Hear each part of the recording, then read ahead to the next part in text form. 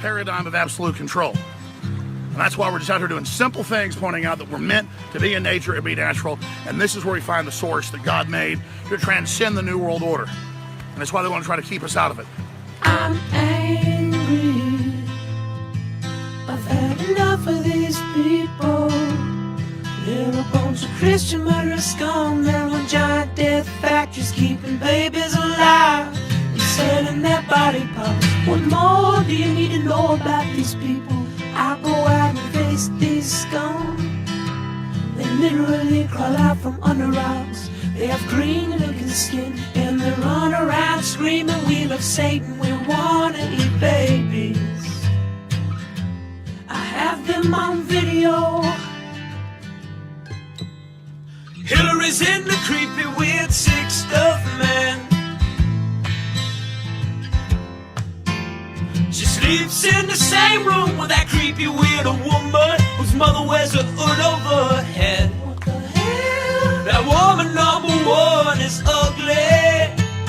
Imagine how bad she smells, man. I'm told her and Obama just stink. Obama and Hillary both smell like sulfur.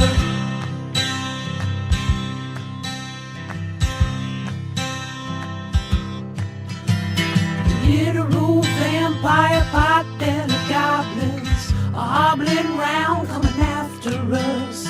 My spirit gets close to that evil and I feel it go.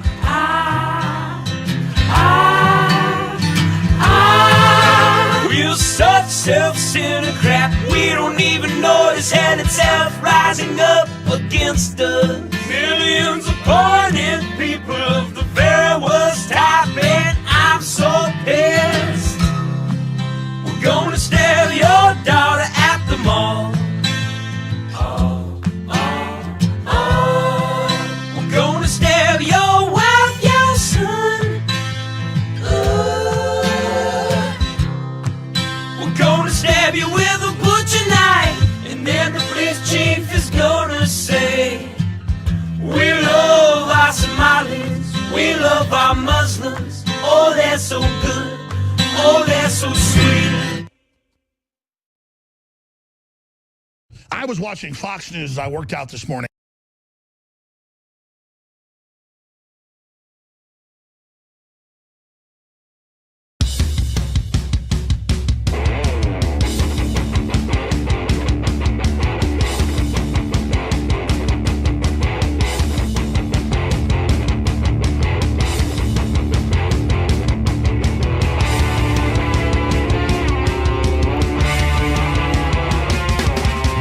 Karen left the waterfall, bound for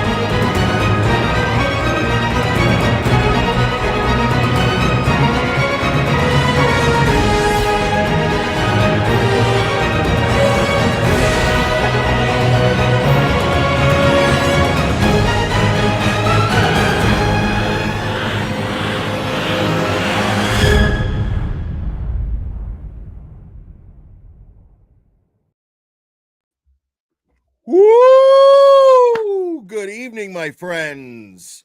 I hope everybody's doing well. I hope everybody's having a good week so far. You're halfway through it. Man. Wow, okay. So, listen. We all know the news today. I'm going to have the notorious Nan Gallagher on in a little while to join me.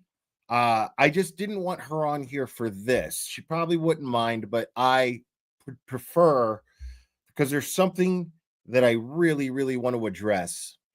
And I want to get it out of the way. And it might take a few minutes, but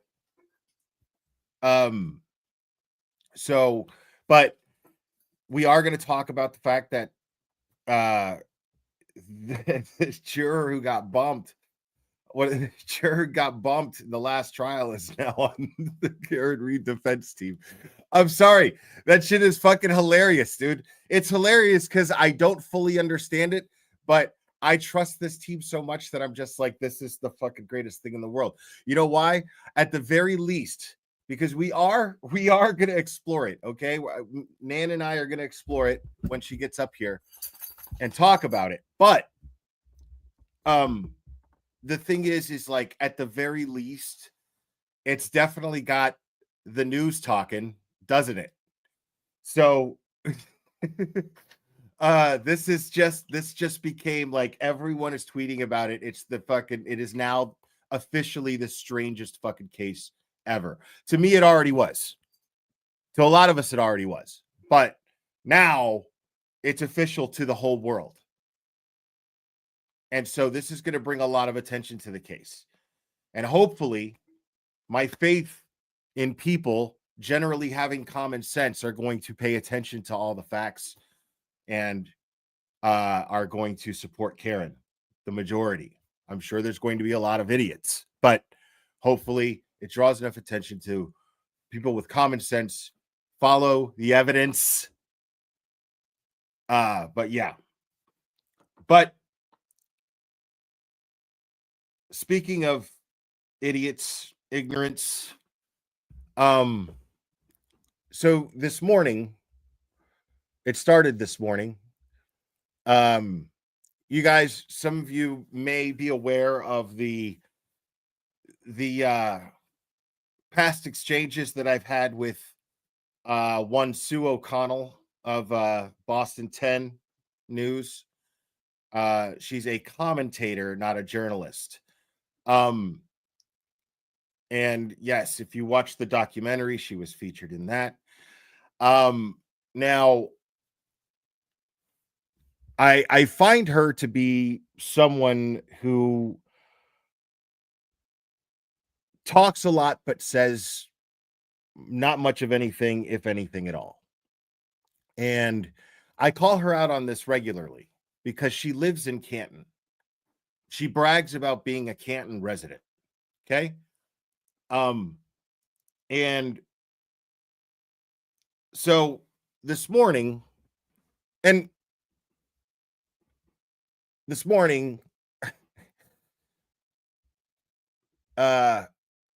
tweets this, and it's this, she retweets Jessica Machado of, well, no longer of Fall River, formerly of the Fall River Reporter. But Jessica Machado is kicking ass independently, really focused on the issues that are impacting the greater Boston area there. She's doing great. And and most of us have the utmost respect for her. I think she's great. She's one of the sweetest people I've ever met. Very intelligent. And she tweets this, says the Massachusetts Teachers Union is suing the Trump administration over the dismantling of the Department of Education. But school districts around the states are failing. In Somerset, student performance is a disaster. Drop your district and I'll post your school data. So she's saying this is what's going on. Let's talk about it. And she just provided this really cool little engine, if you will, of doing so by saying drop your district and then I'll post your school data, get people talking, get people looking at what's going on in their area, you know, where their kids are going to school. You know what I mean? Like, and so Sue O'Connell retweets it, right? She quotes it. She's like, the Federal Department of Education doesn't dictate school curriculum. That's controlled by states and local school districts, reflecting America's tradition of decentralized education governance. So, and she does this just to like take a jab, you know, like you can tell that this is what she's doing. You know what I mean? And I guess it just got like this morning at the time that I read it and I saw it.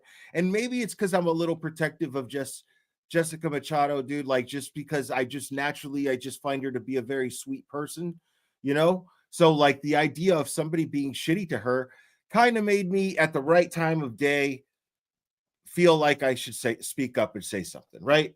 Maybe that was it. And maybe that's my fault. Fine. But the bottom line here, though, is Sue O'Connell was acting like an asshole to Jessica Machado. She was being passive aggressive as she usually does. She just takes these jabs, but really backs it up with nothing, right? And especially with the Karen Reed case, because there's nothing. It's so bizarre that she just chooses to like ignore vital things about the case that she claims to be smack dab in the middle of.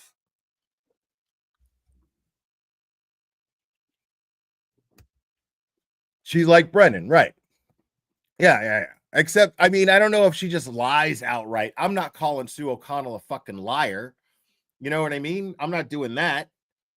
But what I'm saying is, just wait to just okay. So I intervene here and I say,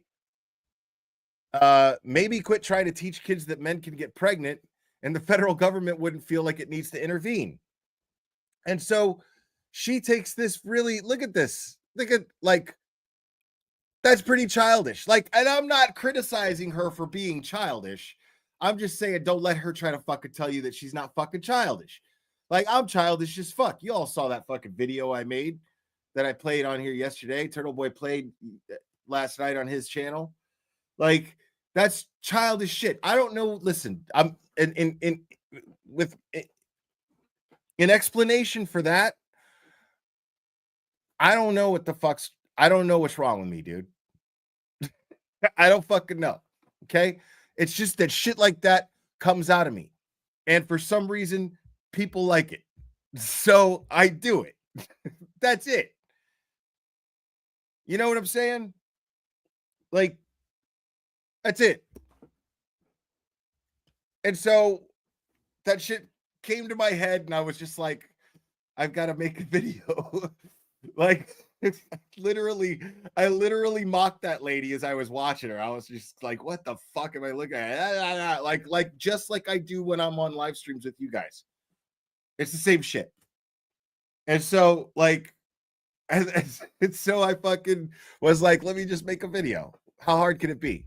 Because I never like edit videos. And it wasn't like a big edit job. It was just like, take this video and then take this video and bump it up against each other. That's it. You know? But like, it was childish as fuck, you know?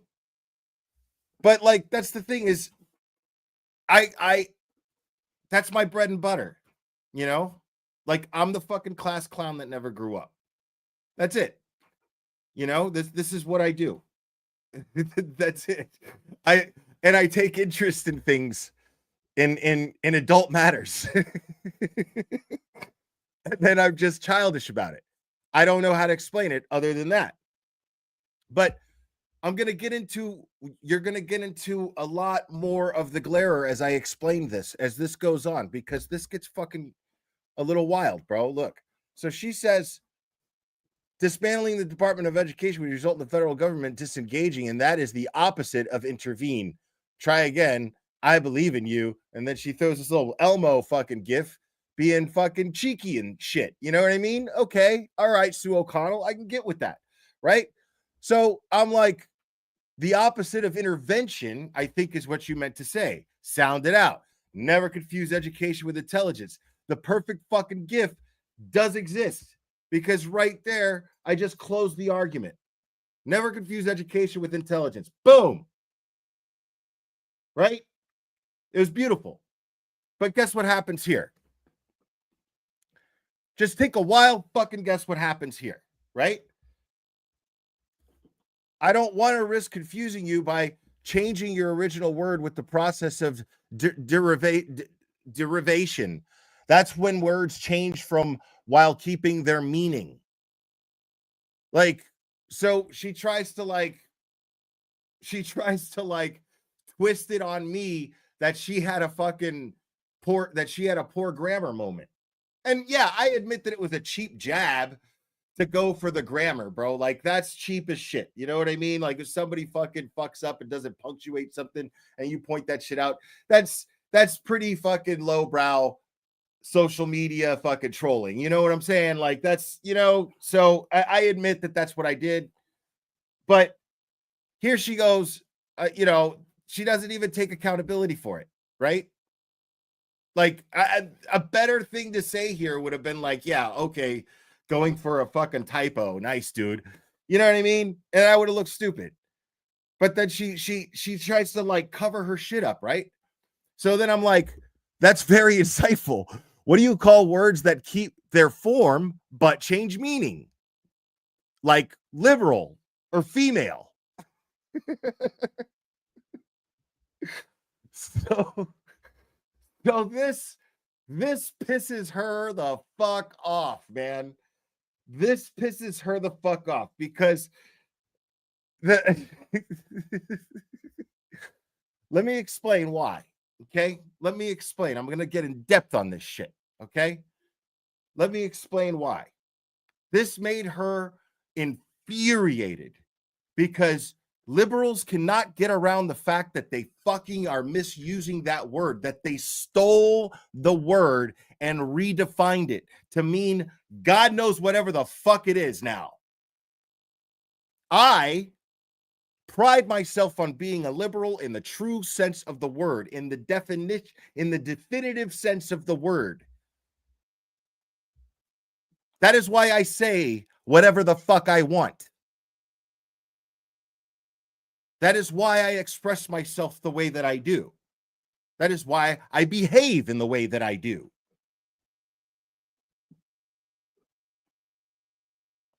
That is why I don't judge people as long as they're not hurting anybody for anything that they do.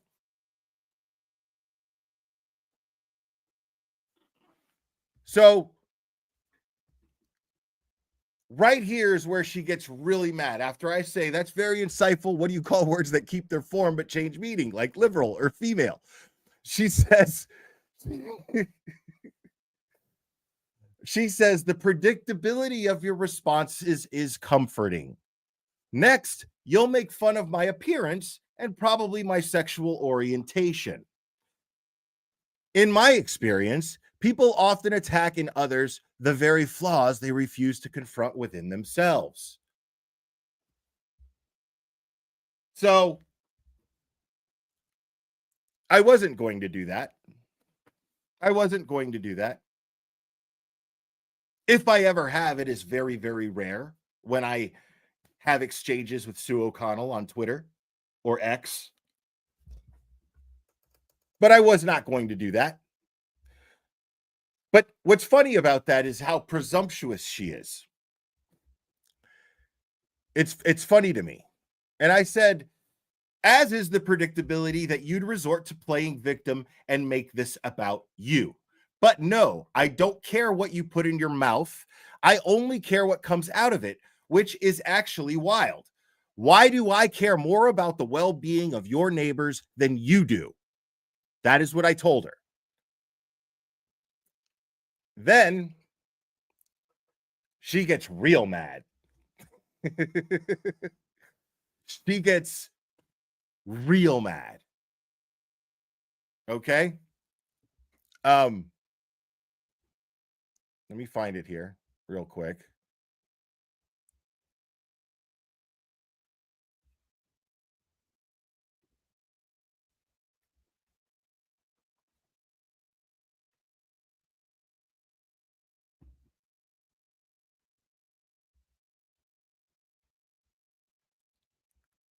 All right. So she quotes my comment, that comment that I just read, right? She quotes my comment and she quotes it and says, "I don't care what you put in your mouth." Is this how good-hearted, fair-minded people who think an innocent woman is being framed to behave? The blatant homophobia of some Free Karen Reed supporters still shocks me. Same with some of the clear women shouldn't be judges, crass language describing women, including the C word, the disparaging remarks about people's looks and appearances.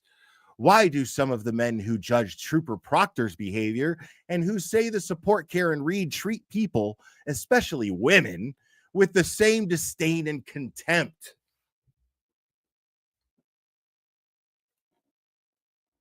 Yeah, you all just heard that shit. It's like she wrote that. Now, this is very funny because it's extremely presumptuous. Let's break it down line by line, okay? I don't care what you put in your mouth. She's quoting me. She's saying that is homophobic. Okay? How is that homophobic? That's the opposite. And I'll read my response. And I said it's literally the opposite of homophobia. No, your sexual orientation does not automatically earn you respect. It does not award you special treatment or even special attention. You made it about your sexual orientation, not me. But you did the most predictable thing I see liberals typically do when they run out of arguments. You shut down and play victim. No one here victimized you. You're simply not immune from being called out and criticized. You're a public figure. You want to be celebrated. Start by learning to handle criticism.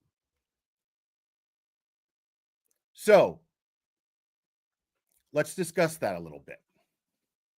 All right?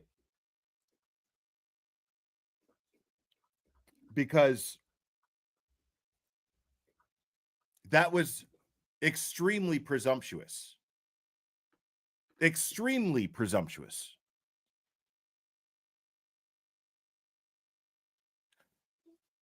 Let me ask you a question, Sue O'Connell. How do you know that before I logged on here, that I didn't spend my entire afternoon sucking dicks, a room full of dicks of all races, creeds? How do you know that?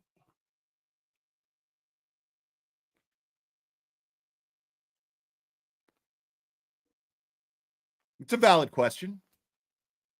How do you know that that's not what I was doing?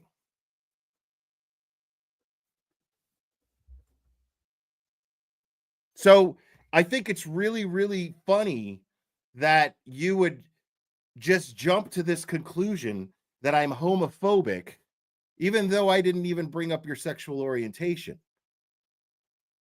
We were discussing I thought we were still on the conversation about what was being taught in schools. Now, I'm going to let you guys in on a little something about me, okay? I'm going to really be candid with you guys. We're going to talk a little bit the subject of politics, but not so much. We're not going to talk so much politics, but just bear with me. And a lot of you are going to unsubscribe from me, and that's fine. That's okay. I don't mind putting myself out here. I want people who vibe with me. Either you're cool with it or you relate or what the fuck ever. Then you're welcome here. But if it's something that you can't handle, knowing the kind of person that like what I feel like as far as social issues and political views, if I can't talk about that shit, what the fuck am I doing here? So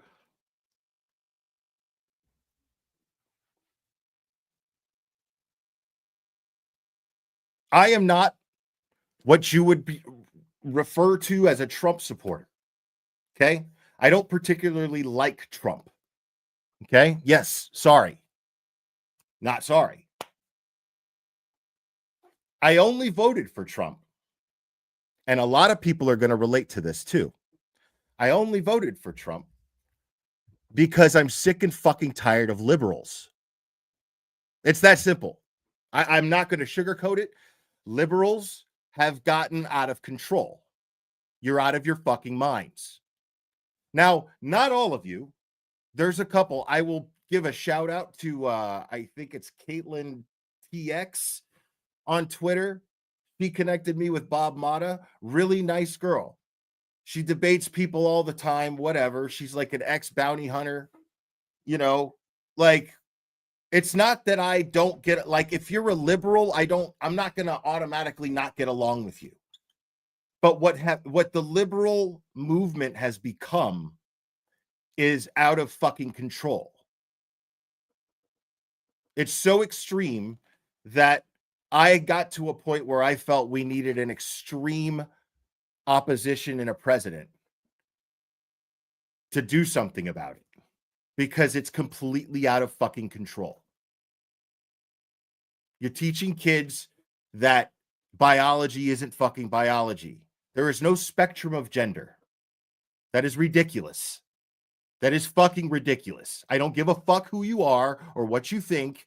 That is fucking insane to say that there is a spectrum of genders because you don't feel like you. I mean,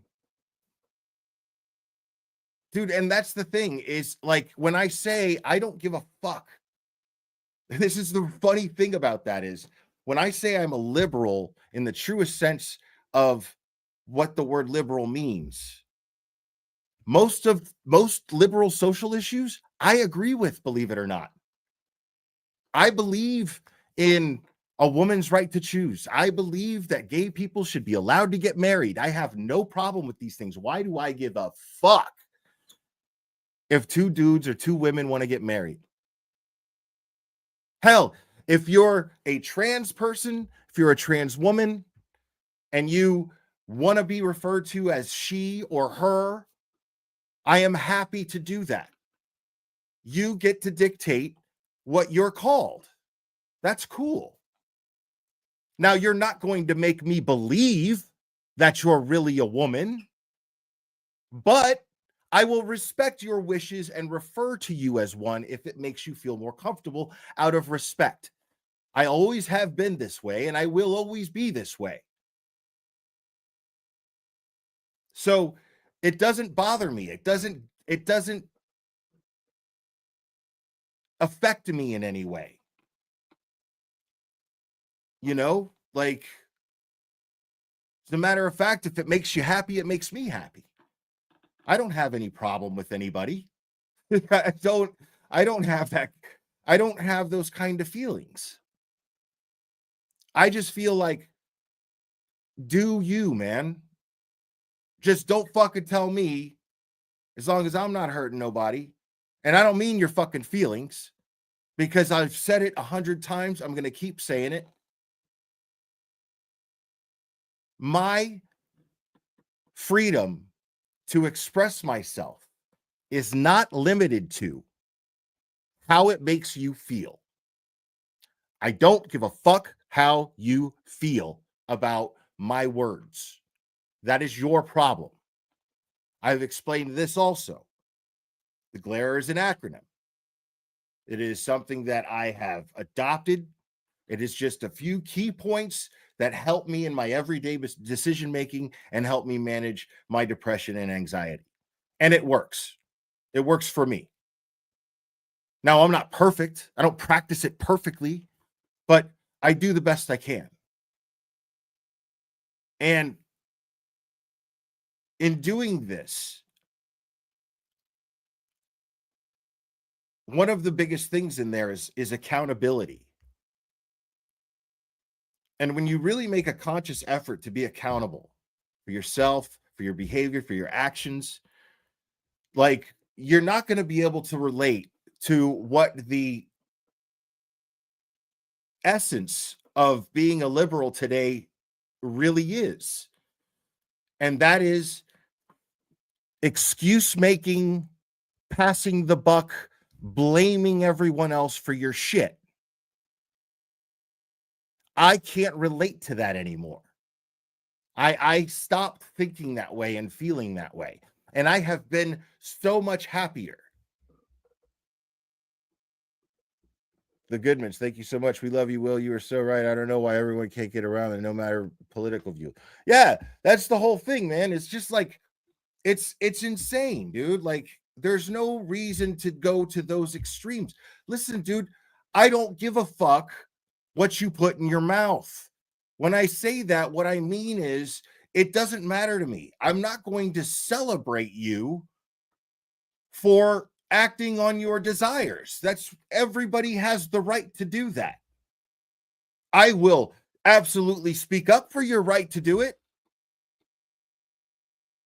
But I'm not going to fucking put you on a fucking parade float just because you're a dude and you decide to just own sucking dicks. Cool, man. Great for you, dude. But that's not something to be fucking celebrated. You know what I mean? And maybe it is for some people, and I'm not trying to stop people from celebrating it.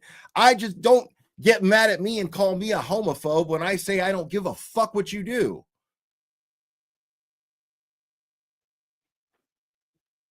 Like, that's some bullshit. And it was like a really cheap, shitty thing to do. I pissed her off, and what she decided to do is try to twist what I said and try to make it blanket the whole free Karen Reed movement. And like, she even drags Turtle Boy in it, which is so pathetic. She doesn't name him, but she's totally dragging Turtle Boy in it. She says, same with some of the clear women shouldn't be judges, crass language describing women, including the C word, and disparaging remarks about people's looks and appearances. Like, Turtle Boy didn't have nothing to do with that thread. So that's what happened, is she got all pissy because I presented her with a point that you can't argue with. You just took shit and redefined it and then shoved it down everybody's throat. And everybody took it because they were afraid of how them opposing you might make you feel. Somehow the world went crazy and decided to worry about how their opinions are going to make how other people feel. That's where the world went fucking crazy, in my opinion. Because fuck how you feel about how I feel. That's my favorite thing, is that it's mine. That's my favorite thing about my opinions, is that they're fucking mine. I can't relate to people who form their opinions because they're afraid of what they're going to be presented with around them. Whatever backlash they might get from family or friends or a social circle, and that's shit that I can't even fucking relate to.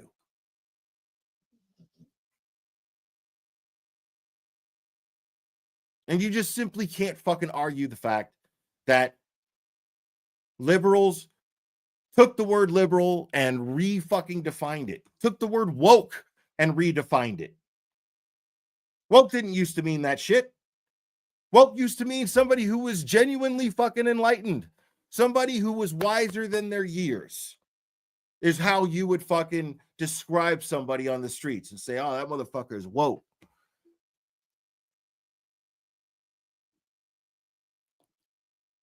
Now it means that I gotta like memorize.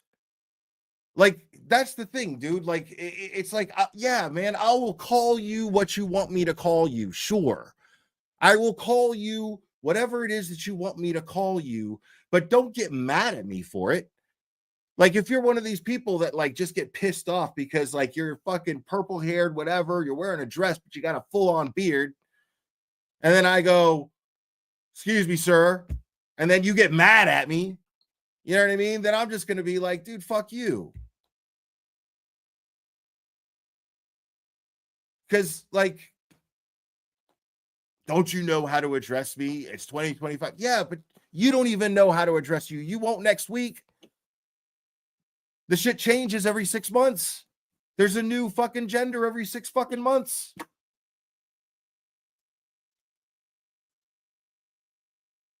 You know what I'm saying? And I'm not saying it's a problem and you need to fucking stop it. I'm saying you don't get to fucking call me a homophobe because I'm not jumping on board with your bullshit. You know? Like, I don't give a fuck about it. Like, you can't make me give a fuck about you being referred to as a she or a fucking he or whatever the fuck. I'll worry about it if I meet you and we'll have a nice conversation about it for a second and then I'll fucking do it. You know? Never had that problem.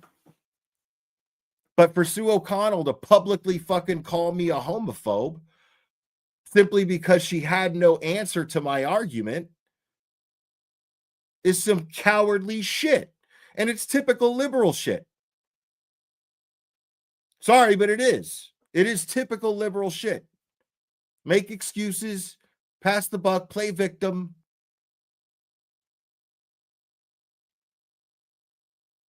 Threaten to cry and hold your breath until you agree. Fuck you.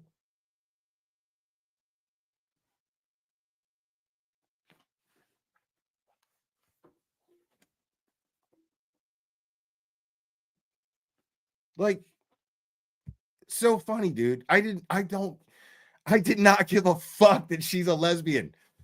I did not give a fuck. Like, so crazy, dude. And so presumptuous. Like, just, it was all about her. You know how it was all about her? Because again, she just assumed my sexual orientation. Didn't she? She's never seen me on a date with a woman. You know what I'm saying?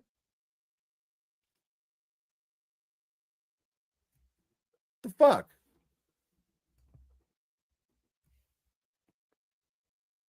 Yeah, and like I'm just seeing this shit. Like they're teaching kids the most craziest shit. And I don't even know how to even process it.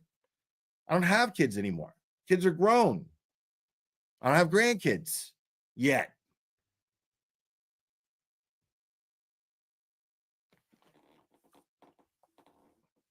Yeah, that's all it was. Like she tried to she saw this desperate opportunity to play victim, and then she was just like, I'm just gonna fucking destroy. I'm gonna cry me too, and I'm gonna destroy the Karen Reed movement. Look at these people who are representing Karen Reed. First of all, I'm not representing fucking nobody, dude. I'm just a dude that speaks my mind. That's it. I see the shit and I talk about it. You know, like a fucking commentator.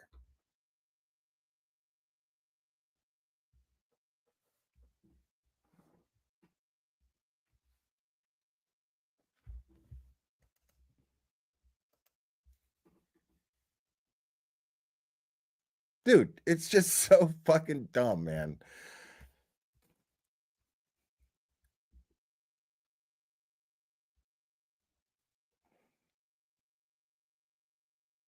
And then she tries to say that we're hypocrites because we say the word cunt. Because we say the word cunt. Listen, man, I'm gonna be honest with you. Okay. I'm like full disclosure here. I love the words cunt, twat, retard. I love those words. I love them. What's funny is I love them just because, you know, when you can slip them in at just the right time, they really illustrate, you know, they're really colorful. That's why I like them. But mostly I like them because they bother people like you, Sue O'Connell. That's a fact. I'm not even going to try to deny it. Just the fact that it bothers you. It's a word, for fuck's sake. It's a word. And then she's like, the British, somebody said the British use it all the time. And then she's like, well, we're not in Britain. It's like, okay, so we should just stop fucking speaking English too, right? The fuck are you talking about? We're not in England, dude.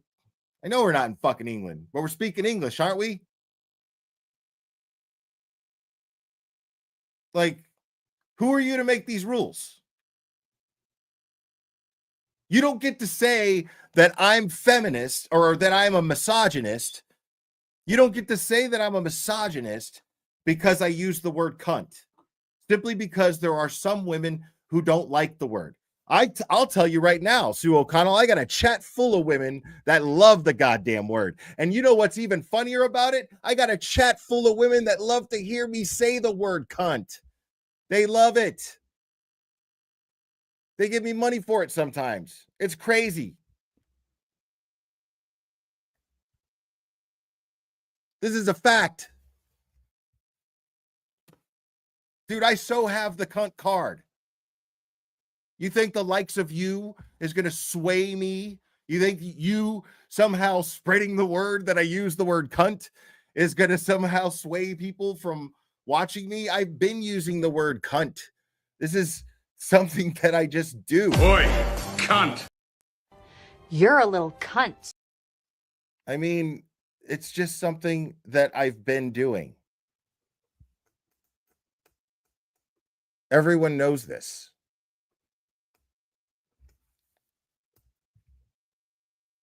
Like,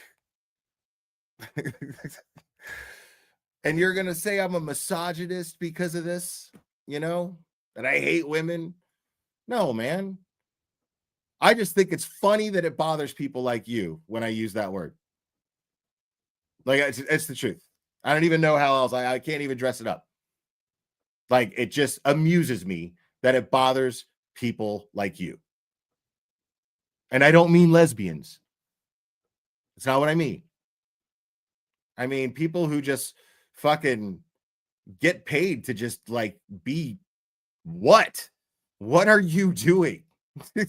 Like, I don't even know what it is that you do. I try to make sense of it every time I watch it, and I don't see it.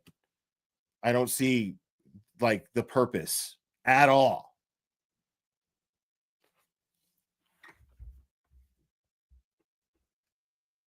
Like, that's just the bottom line, dude. Sometimes it's the only appropriate word. Don't use the C word. I'm sorry, the cunt word? Is that what you mean, the cunt word? I love that fucking word. I love it too much. You're not going to ruin that shit for me. Listen, man, I'm also, like, I love being whatever the fuck I want to do. You know what I'm saying? Like, I'm not hurting nobody. And I love seeing people act like they're hurt by it. You know? Like, I love that shit. Because I know what I'm doing is not hurting nobody. Dude, I was at the gym today, dude, and I was listening to R. Kelly. Fuck you. Fuck you. Does that mean that I want to write R. Kelly letters? Advocate for him to get out of prison? Not even a little bit. I think he's a piece of shit. But sometimes feeling on your booty just hits right. Sometimes remix to Ignition just hits right. And I need to hear it. Fuck you.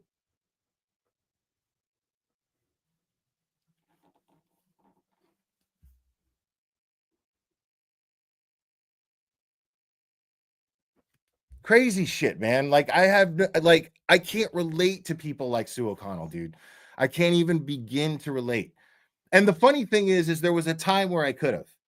There was a time. Like, I had to like hit rock bottom and wake up. I had to teach myself a brand new, I had to basically rewire my fucking brain in order to be who I am right here in front of you now. I had to basically do that. It's crazy. Like, and so it's like, one might be like, oh, well, you're not being very empathetic. Isn't empathy part of that? Yes, I am being empathetic. I've been there. I've been one of these people that fucking blame the world for their problems and fucking made excuses. Felt like the government should be taking care of me. Even though I never did that. I got food stamps once because I was homeless in San Diego. So one time I got food stamps. Give me a C. Give me a can't. Thank you so much. I appreciate it. All right. I think you guys got the point, man. I'm gonna go ahead and bring Nan up. I've been ranting for over 45 minutes now. So Nan, if you want to come on up, go ahead.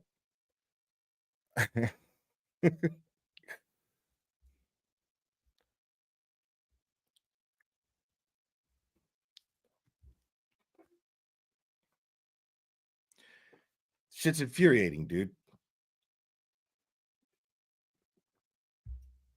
That's the shit that I just don't have patience for. I don't have patience for people who fucking like who are the shittiest fucking people, but act like they're because they justify their shittiness because they mask it with being social fucking warriors for other people who never asked for their fucking help in the first place. We fucking asked you to speak up for nobody, you know?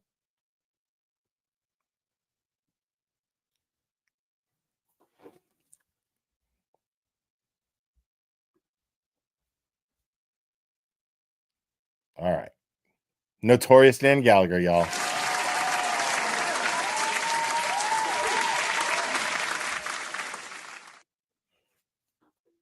Did you get all your feelings out? I did. I did. Thanks for waiting. I appreciate it. I enjoyed spectating that, and Good.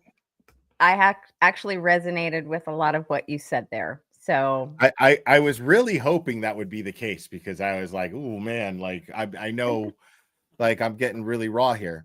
But I felt it was necessary, dude. Like she called me a fucking homophobe. What the fuck am I supposed to do, bro? when you said to me, "Hey, I'm probably gonna rant and join me a little later," and I was like, "Okay," and I have to say that probably would have landed a little differently had I been sitting next to you virtually while you were doing it. So And every gay dude that I've been friends with, they would say some things that I would never say. You know what I mean? They would be like, lesbians are fucking scary. You know, that's the kind of shit my gay male friends would say, right? Lesbians are fucking scary. I won't touch that shit. But it's like, I didn't even bring the shit up. And then she's gonna blast that in some fucking meltdown on Twitter, dude. Like you work for Boston 10 and you just fucking went after a YouTuber to fucking try to trash the free Karen Reed movement. Like, grow up. You know what's interesting? I can just draw a little parallel. So, one of the things I do is employment law. And I find that when I have to fire employees for some of my clients or defend lawsuits that are filed against my clients, that there sometimes are people of protected classes who tend to go right to that. They'll say, "You're being a homophobe or you're being racist. That's why you're firing me or treating me differently." Meanwhile, the person shows up for work an hour late every day, gets into fights and is subordinate every day at work. And I'm like, it has nothing to do with that one motherfucker that's the princess in his group. You know what I'm saying? That everybody's just like, oh, and then they go to work and then they're sitting there fucking eating Cheetos and shit at their desk, like, oh, fire me, whatever, and then go, oh, you're only firing me because I'm gay. Like, no, bro, you're eating Cheetos at your desk like you own the fucking place. Stop it. Exactly. So it tends to be like a quick, itchy trigger finger, I guess is the saying. And I have very little patience for that. And I think you would probably agree. Like, I rather debate someone on real, concrete, meaningful facts and on a level where we have different oppositions and positions on things. But if you're just going to go to, "You're being homophobic," I have no time for that. And I didn't know much about her. In fact, I said, "Wait," when you mentioned this, I'm like, "Wait, who is that?" And I like looked into it. Like, what is she even calling herself on Twitter? Like, she's a correspondent, not a reporter, or who's she affiliated with? Right. It's What like is she she makes trying to do? excuses. Right. Like, and then when I call her out on it, she makes these excuses like, I'm not a journalist. Like, what do you mean? You're a commentator. You have no opinion on whether or not Brian Albert, being a first responder, should have fucking came out of his fucking house. You have no opinion on that? You don't have any, these are the fucking things that I want to ask her about. And she just fucking dances around the shit on a constant basis. And then on an issue that was not even Karen Reed related, all I said was how you all twisted the fucking word liberal and female, right? Like, am I wrong? Did that not fucking happen? So, Yep. right. So now, then she gets mad. She gets cornered and, oh, you're a homophobe. Like, get the fuck out of here, dude. You're a professional. Out of the two of us, you're the professional. And you know Kidding what's me? interesting? I agree. And you know what's interesting too? I find that with this the Karen Reed case, people who oppose the Free Karen Reed movement, one of the trends that I see, and I'm not alone, is that they have to go to trying to categorize someone. They'll say, like, I was getting into a bickering match tonight with Mafia Masshole, who's like, Oh, she's did not. you really? Oh With yeah, crusty panties? yeah, and I know everyone says don't feed the trolls. I get it, but sometimes I just gotta step up. Like I steam I up like feel a that, dude. I feel that, dude. I feel yeah, that in my core because yeah. I know logically, it's not like you're gonna like you're fucking just you're blowing smoke when you go, oh, all you're doing is giving them what they want and blah blah blah blah. Like, listen, man, I hear you, but fuck off because I already know this. It's just that there's something in me that I don't know how to control that makes me go, you're a fucking retard, you asshole. I can't help it. But do you ever notice that most people who oppose the Free Karen Reed movement, they just try to put people into these categories. They'll say, "Oh, to me, oh, she used to be fat," or "She uses filters," or "She's not a criminal attorney." But You listen to know, that shit. So right. stupid. But the point That's the is, stuff I agree with. You shouldn't even engage in that bullshit. oh, I Like, agree. But when people kind of say, "I'm not going to debate you on points, like real points," I don't care if they're legal because points, but they don't factual ones, have any. They don't none. have any. And Like, I've taken a cue from you, when I've mentioned some things to you, you've said, how many people are watching that person right now? Or how many people are following that person? And then I see like the numbers are so low. And then I just think about when you go in and like, what's the word you use when you swoop in and watch like Plevin's streams? Like, I find that so oh, amusing. yeah. I mean, I've always done that. Like, Yeah. I used to do that with Bullhorn Betty and Hmm. a bunch of other people. I just, I've always done that it, because it, it's fair use. Like, so it it's is. as long as it's not like copyright protected, you can you can like talk about it. You can, as long as you're adding commentary uh and it's news. Yeah. So There's but nothing to be somebody's live stream, said. you can absolutely, yeah, somebody's live stream, you can absolutely do that. It's perfectly fine. It doesn't matter. Like, Yeah. they can't You do know, anything about it.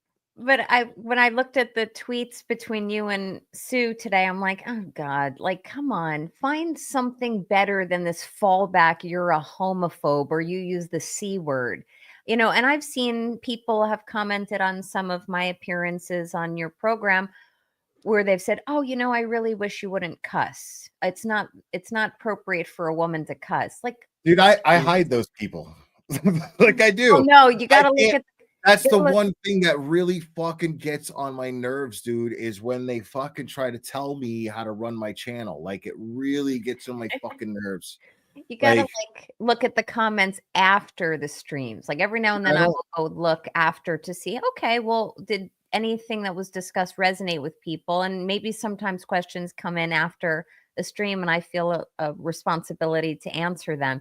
And I always hear, oh, not a lot, but on each of the streams, well, you're a woman, you shouldn't cuss. And I'm like, please, this is in the 1950s. Like, please don't categorize me and don't categorize Sue, you're not a homophobe, and it's ridiculous. So I appreciated watching your rant, being in the chat. There's definitely a distinction, folks, between spectating this stuff and being a guest. So I'm very happy to be here. I'm happy that you're here. Thank you. Yeah, started So my day with seeking justice, and I'm ending it with the Glara. Yeah. sweet. Yeah, I caught a little bit of that this morning. Yeah, I got a bat call. They said breaking news. This juror, the former one of the former jurors is now an attorney for the Karen Reed defense, and I was like, "What?" And I'm looking at, Yeah, let's get into that. yeah. So, what do you know about that? What do I know? I know well. I certainly know all that you all know, which is that Victoria George, who was one of the jurors for trial 1.0, is now has made an appearance. That's like a legal term. She's made an appearance as part of the Karen Reed defense team, and people were like, "Whoa, what's going on?" And I immediately started commenting on this, and I went on Seeking Justice, and then I put a tweet out like, there's nothing wrong with this. People are like, can this happen? Is it a conflict? It is not a conflict.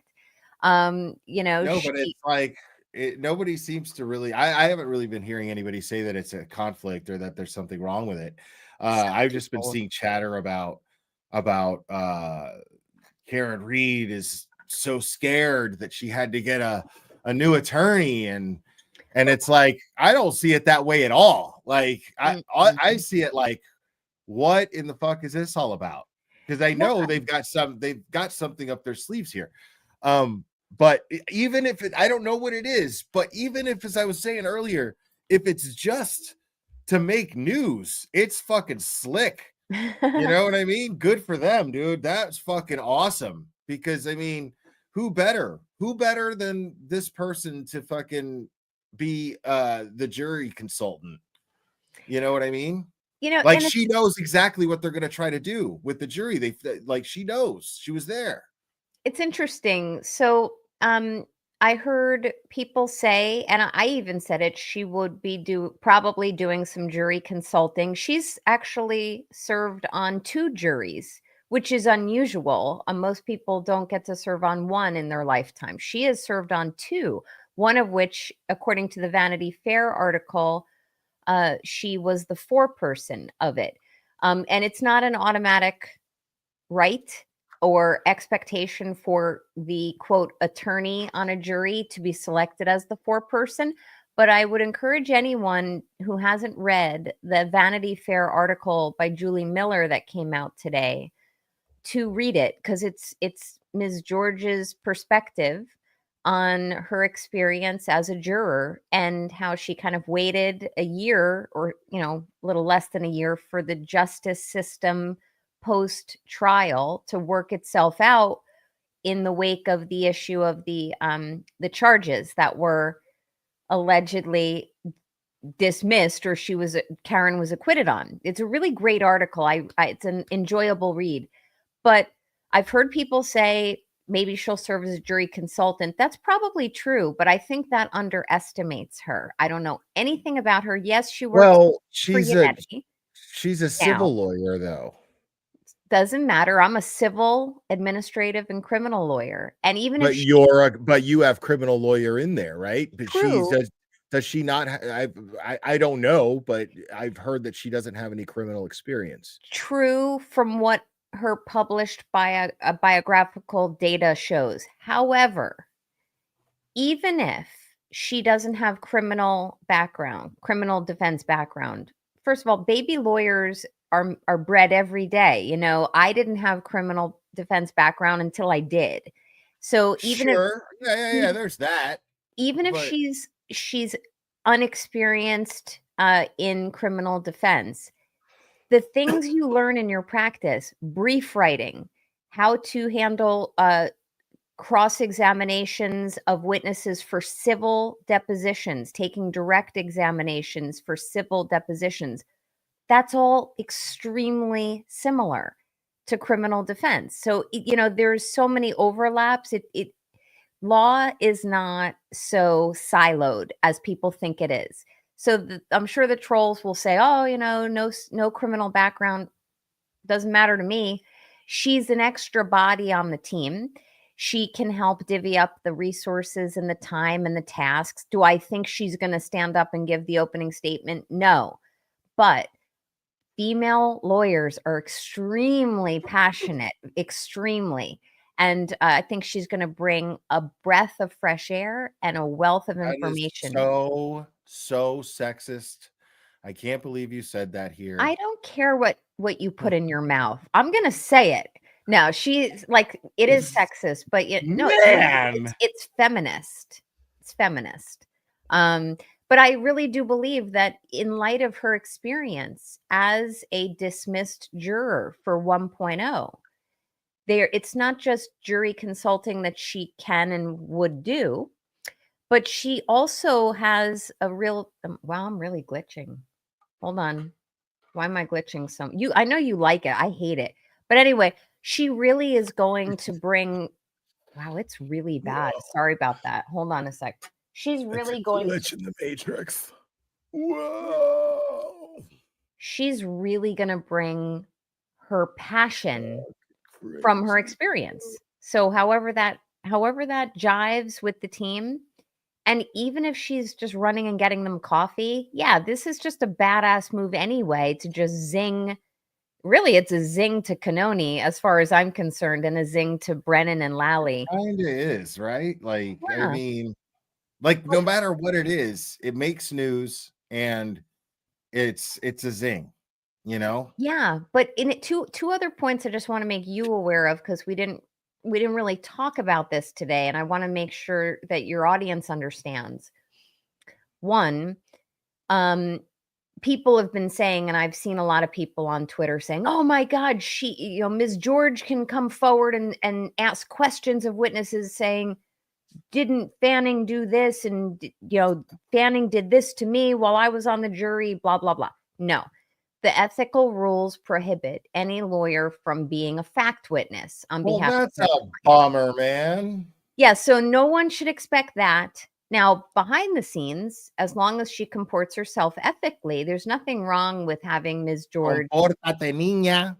Exactamente. So there's nothing that prevents her from giving insights, and I'm sure she has already, to the defense team, saying, this is how we were handled as the jury. This is how our lunch was brought to us. This is how, we felt that our notebooks were in disarray after we would leave them, or this person locked them up. So she understands how the sausage is made from a juror standpoint firsthand. She can give that insight to the team, but she can't, quote, bring it into court. She can't submit affidavits. She can't submit supporting materials to the judge on briefs that say, we know that. Yeah, I mean, I kind of already assumed that. I just, you'd be shocked how many people don't understand it. Like, and I don't mean any offense to any of your audience, but there's been a lot of banter on Twitter that's incorrect.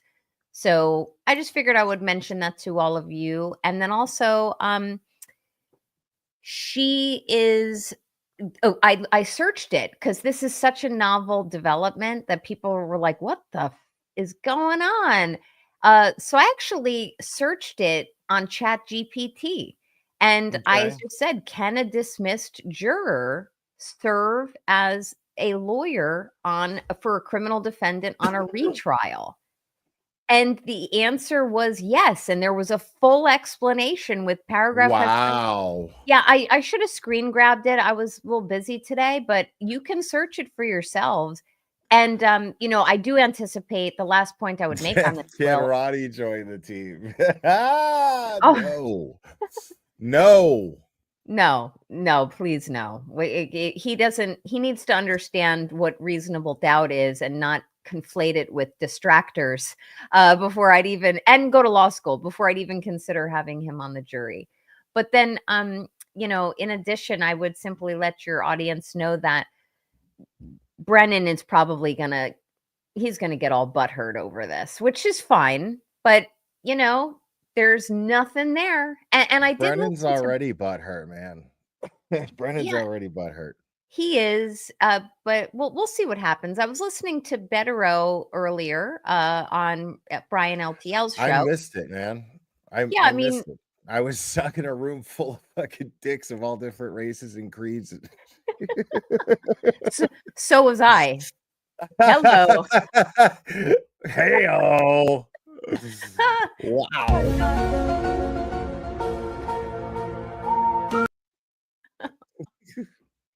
But you Crazy, man. Crazy. take as well. I got the sense we were going to disagree on this, but no, I mean, this is kind of uncharted territory. I will be extremely livid if Bev takes some type of position on this other than she's free to go. She's a Massachusetts attorney who can practice law for any client she wants so long as she doesn't violate a rule of professional conduct. And I will shove those rules in anyone's face, just like I did when I handed it to you when Brennan was out of line a few weeks ago. What are you making me read? This is the Commonwealth's newest motion, just dropped earlier this afternoon. Oh, Commonwealth's motion to compel all book reports and pinky promises from the defendant's permanent record while enrolled at Fall River First Grade Elementary from 1986 to 1987. The Commonwealth seeks all rough drafts, finger paints, macaroni necklaces, and construction paper hand turkeys from the defendant's permanent record during her enrollment at Fall River Elementary from August 26, 1986 through June 17, 1987. The Commonwealth seeks to extract all data from the defendant's project, citing The Very Hungry Caterpillar by Eric Carle. The Commonwealth also reserves the right to question all parties involved in the pinky promise made by Miss Reed to little Timmy that she would give him the chocolate milk in her Fraggle Rock themed thermos in exchange for a Lisa Frank pencil sharpener, Your Honor. Timmy had swiped from the sister's cubby. people have way too much time on their hand. I think that's fucking great. I'm so glad someone did that. You know what though? It's like really, really exemplary of some of the bullshit that I've seen come out of the Commonwealth. It is, dude. Like, we're just fucking, like, at this point, dude, like, we know that the defense, look, I think what it was subconsciously, it was the witness list, the defense witness list coming out. I think what it was that really just put a charge in people to where we're just like, oh, we're good, you know, like, fuck, okay. You know what I mean? Maybe. Like, and seeing Yannetti just on fire this last time, you know, and then seeing Brennan get shut down by Bev, you know, it's just like, okay, we knew she was gonna fucking not dismiss the case. We knew that shit. So now, you know, we're going to trial, but it's like they're just gonna fucking kill it, dude. You know what I mean? Like, Yeah. we know that they're just gonna fucking kill it. They're like, to hear Yannetti name Colin Albert, Brian Albert, and Brian Higgins as the third party culprits. He didn't do that last time. This time he named names. And that makes me think that this team has solid shit that is going to really convince this jury.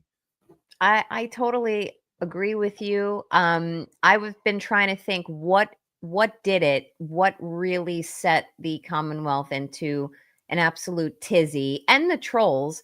And maybe it was the witness list. I mean, anyone on the Commonwealth side who thought, or I'm assuming they thought that this defense wasn't going to come back bigger, badder, and stronger. They're a bunch of fucking idiots if they thought that. I mean, look, Karen came to win. She came to win and be acquitted in 1.0. And it didn't happen. And now she has to go to, it's not even the expense of it. It's the emotional, physical, and mental turmoil of it. 100%.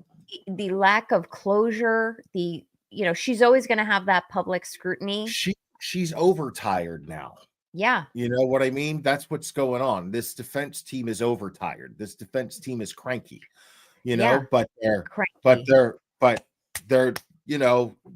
going for the long haul. They're doing the all-nighter. You know what I mean? On the road. They're doing it. But they're cranky. They're cranky. And it's beautiful because now, you know, and like I said, I think that's why people are a little more laid back, you know, as far as the supporters go. People are a little bit more just more humorous, you know, we're just making fun of shit. Like, Twitter is just great right now. Like Isn't one of Flevin's threads right now is just the funniest shit in the fucking world. Like it? it's just so fucking funny. I think I know Like, which one you're referring to. like him with this book, it's so funny. Dude. He didn't even like. He didn't even. He's unbelievable. I put it in one of the comments because he misspelled some shit. It's a fucking simple word. And it was promoting his book, and I was like, bro, you didn't even proofread the tweet to promote your book, dude. I hope he had an editor. Oh my God. Like, bro, dude, like you didn't even proofread the tweet to These promote your bullshit book, bro. Like, what are you doing?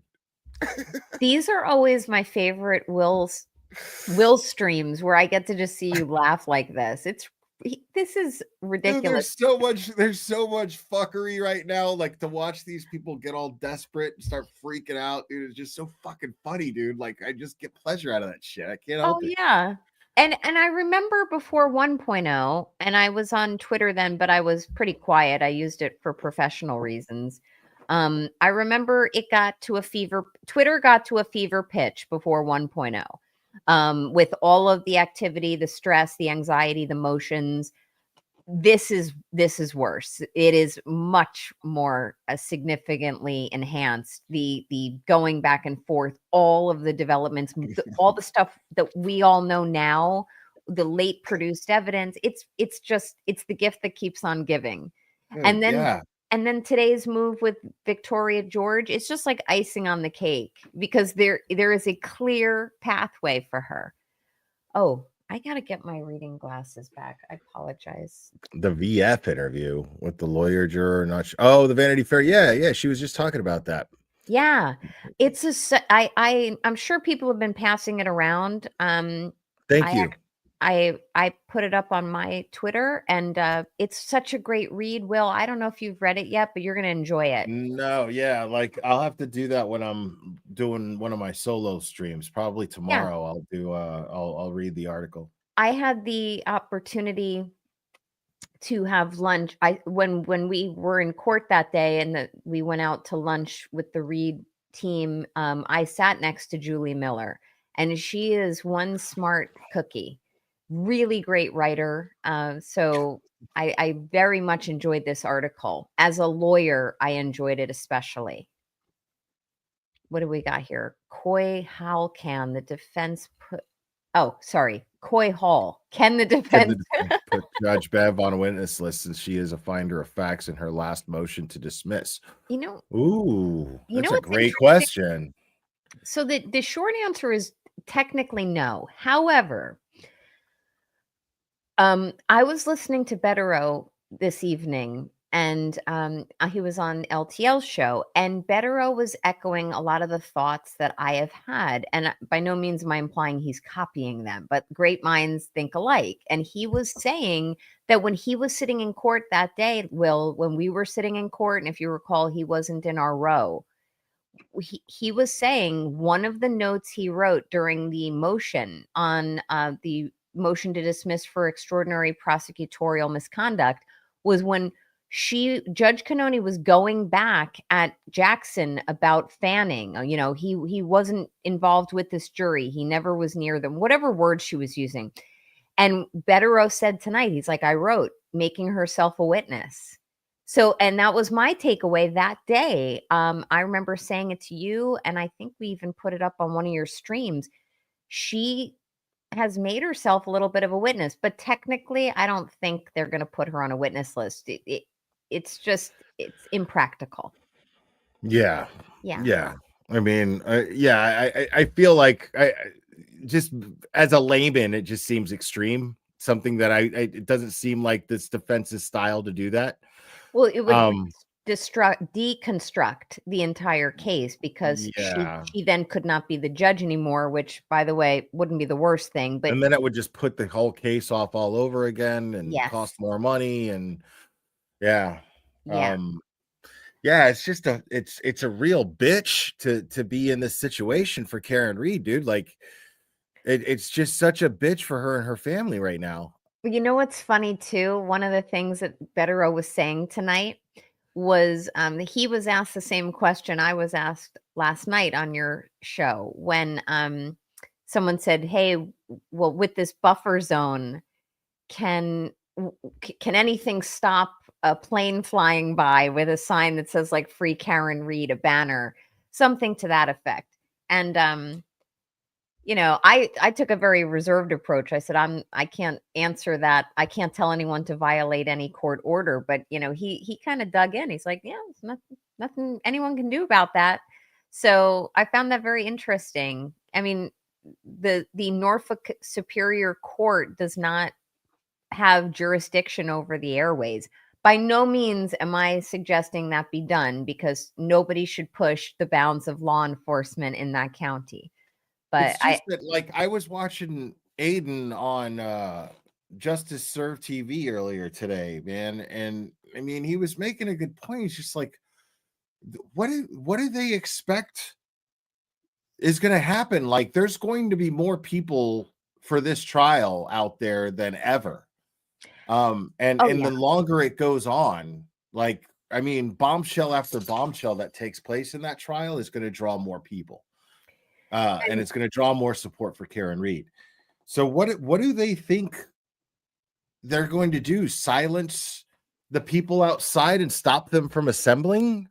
Like, that's I never understood. Will, I'm sorry to interrupt you. I never understood how this buffer zone wasn't challenged previously. And maybe it was, but when I've been really, I don't think it was. right, They the defense just you pick your looked at it battles. like right. It was a pick your battles type of situation. And the same here, because there's probably constitutional challenges that could be raised to this order. But I mean, at this point, I think people just want to get moving on this. And yes, there's the pending First Circuit. Oh, they did challenge it. Okay. I saw What's that up, Mazza? Good to Nick see you, had buddy. put that in earlier in the chat. The He said, buffer zone was challenged by supporters. Yes. and I saw Nick I'm had saying, but I don't think the defense challenged it, is what I'm saying. Right. Okay. Yeah. We were talking about the defense team. wait, now I'm Mark Randazza, right? It was Randazza, right? Nick? Thank you, Nick. Yeah. When I was following all of the pretrial shenanigans before 1.0, that was certainly Randazza's one of my favorite people on the planet, bro. I love that guy. yeah, Fucking love Mazza, I that hope guy. that all is well. And when I was following before 1.0, I followed this case assiduously, but not to the level that I am now. Because now, I want to tweet about it. I answer questions if you say, "Hey, come on and talk about this juror who's now the lawyer for Karen." So I have to make sure I'm following everything that's happening. But I think it's the choose your battle type of thing right now.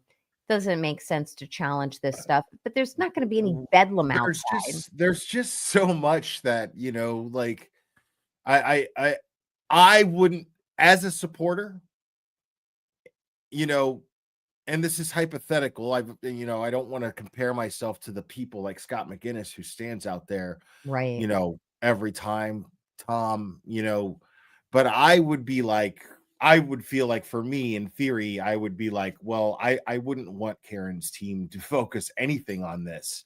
I would want them there to focus on proving her innocence here. And that's what they did. Essentially, the people fought it. They hired Mark Randazza to fight it. They challenged it, and it, they got it.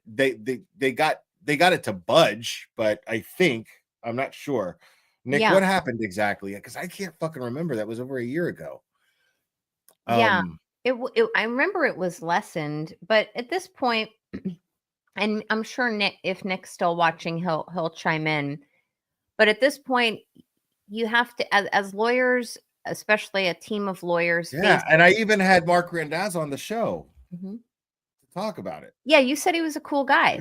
Yeah, like I just can't even He remember says what the he fuck got it happened. It was from a the year ago. SJC got it from 500 feet to 200 feet. 200 feet. That's right. That's right.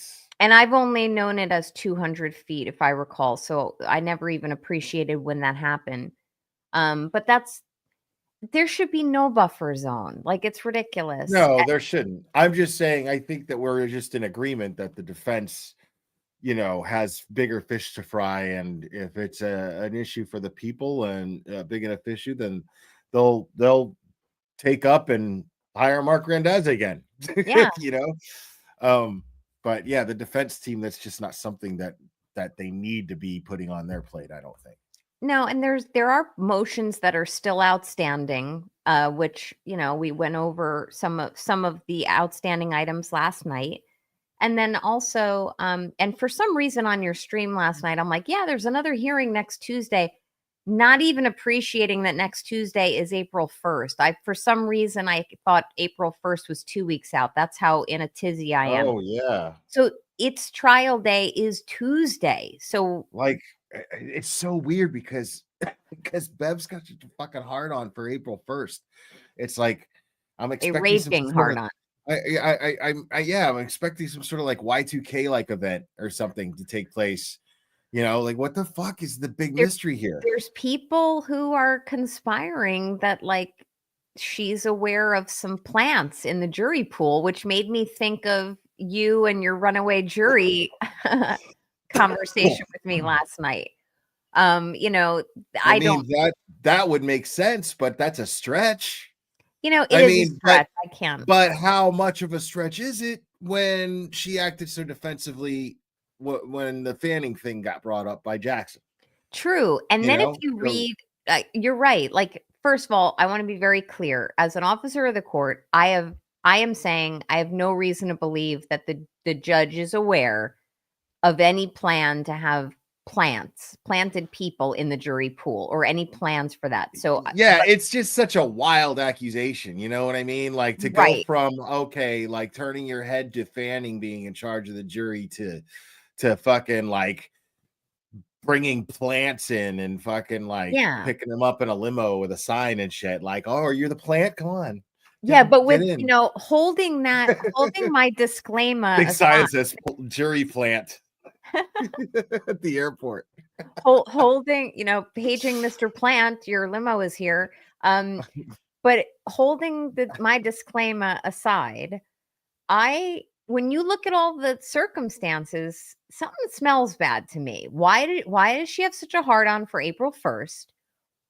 Why is she taking a very strict approach to, well, once we get the jurors in, we can't, we have to move them along. We can't discharge them. It would be a waste of all these jurors. When I know, Bettero knows, the Justice Serve people know, and many other lawyers who do criminal work know that you can call in a bunch of jurors and just kind of stagger them to go through the process. And then also you can tell them to report back on a different day. So even if they did come in for April 1st, answer their jury questionnaire, go through some level of voir dire, the judge can tell them, come back May 1st. It happens all the time. So, it especially happens when, sometimes there's personal circumstances in a lawyer's life or in a party or a defendant's life. Something has to get bumped, but you don't lose the jurors. Then you look at the circumstances that were kind of laid out in this Vanity Fair article from Ms. George's, the new lawyer, her perspective. And she, commented a little bit about the selection process with the bingo balls. That's what I call them, to select, which alternates were being discharged from service. The fact that Judge Bev selected the four-person herself, and he's a retired Yeah, man, police officer. That's shady too, man. I feel like the jury should vote for who that's going to be. Like they should nominate and vote. That's how it's always done in the movies. I'm glitching again. It is kind of interesting because every lawyer I know of who has served on a jury has been the four-person. That's not a rule. It's not It's even not. an It's just that the jury collectively has common sense to pick that person as or if it's the judge too. Right. yeah, and things vary per courthouse, courtroom, jurisdiction, vicinage, state. There's local rules. So Bev seems to believe, and I have no reason to dispute her, that she gets to pick the foreperson. What I don't understand is why she would have picked someone who was a former police officer and And not not an the attorney. lawyer. Right. The purpose of the foreperson is supposed to be to have good leadership, help jurors understand a little bit about the Which process. a cop could have, Maybe. but that cop could be biased because the victim is a cop. So Correct. that would to me as a judge, I would exclude that person as a choice. And the article, and maybe I missed this fact previously, but this article points out that this foreperson was reporting to the jury that he had previously been in a car accident. So I don't know how he actually got on the jury, because I can tell you, I don't remember what the jury Nick is saying that that nobody knew that he was a former cop yet. Okay. See, this is why it's so important for people like Nick to have that, like, I don't want to say boots on the ground. It's like ground zero knowledge base. And I don't know what. Well, he was in the courtroom a lot. Well, yeah, First but time, first time I got in the courtroom was because Nick got me in there. Yeah, but he probably, I'd be very interested in speaking with Nick at some point, because I don't know if he would have been able to have listened to the voir dire process or the jury questioning process as they were selecting jurors. Nick, if you participated, or were able to listen to that, I'd really be interested to see what your observations were. But it is interesting to me because the jury questionnaire from 1.0, which I know I looked at, I don't remember, it was a long time ago. I don't know why they wouldn't have asked a question like, have you ever been in a car accident? And that, to me, would have caused me to probably exercise what's called a peremptory challenge. I would have bumped that juror from the jury. I don't want because it did come out, who his past was, that, you know what I mean? And Nick So it's saying he like, couldn't hear, everything was whispery and at sidebar. Yeah. Thank you for yeah, that. So interesting to see from others. Like, anytime dude, I've it observed. was crazy. Like, we were all a network, pretty much, like Tom would be out there. I would stream Tom when he would be talking to some of the people, and we just kind of like co-hosted a little bit, kind of here and there. And yeah, like everybody just kind of helped. Like, me and Aiden, there were times where Aiden wouldn't be at the courthouse, so like he would jump on stream with me, or I would jump on stream with him. It was just everybody just really, like, it was cool how everybody just kind of stuck together through the whole thing. And What's interesting, Will?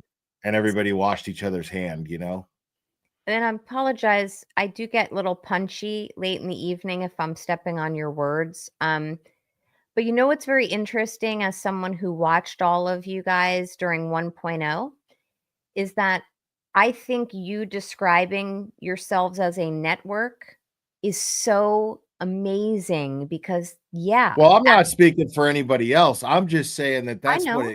that's kind of how it was like during the trial. Everybody was just so hopeful for Karen, and in that mindset that everybody was just kind of like, how do we, who's streaming and what are we going to do to kind of boost everything that's happening, and who's going to boil down the legal analysis of it. And everybody was just really, really like, It's like all hands on deck. Right. Everybody was supportive of each other, and That's wonderful. In support of Karen, and Turtle Boy. And I can tell you, people, viewers who are so important to the process as well, they're also part of that network. You know, and I know you're not speaking for the others. You're giving your description for how it seemed to work for you. Yeah, yeah. It's the best word I could think of to I like it. describe what it felt like. I'm not saying it was a network. I'm saying it just kind of like it was a cool synergy between the creators during the trial. Yeah, that's wonderful. And I'm interested to see how it will work for all of you during the trial. Just to a reminder for what it's worth, jury selection, in my opinion, might take a long time. So I know people locally want to go and show all of this support, and they should. And everyone's presence is valued, I'm sure. But it's going to be like a little boring, I guess, is how I would describe it in the beginning, because jury selection is, and I'm not implying everyone gets in the courtroom, but there's just, it's a boring part of trial, but a very important part of trial. So even, who was saying it? Somebody, one of the attorneys I was chatting with was saying like things are going to be uneventful for several days. So just mentioning it, everyone do what they want. It's such a great community, and hopefully it's warmer. Hopefully it's warmer up there than it was a few weeks ago. I was cold when I visited. Yeah, I feel like it'll probably be. Like it's definitely getting warmer here. So Yeah. it's just been really nice. Like today's walk to and from the gym was really nice. It was sunny and there was a nice cool breeze and it was like in the high 60s. Great. You seem Nice. exhausted. How are you doing? I'm tired, yeah, that's for Yeah. sure. It's a late stream. Yeah. But I still wanted to do it because Well, you um gotta rip on Sue. Come on now. I had to rip on Sue and I wanted to talk about the the new attorney I'm thinking situation. there was something else I thought that was filed There was today. a new motion that dropped. Hold on, I can. I mean, we don't have to talk about it, but I know well, I know something dropped on concerning Aiden and Karen. Yeah, Aiden has I don't know what the update on that is. I just heard Mhm. him say on Justice Served that that there's going to be a hearing now. Probably has something to do with his phones in the Karen case, but Cosgrove called for a hearing or something, but he doesn't know what it's about. Yeah, that's basically what I have surmised. But a lot of people have been at least just messaging me about that. I wouldn't, from what I read on the docket listing, it doesn't seem like it's an emergency hearing. Everyone's like, "Oh my God, emergency hearing." I don't read it that way. Um,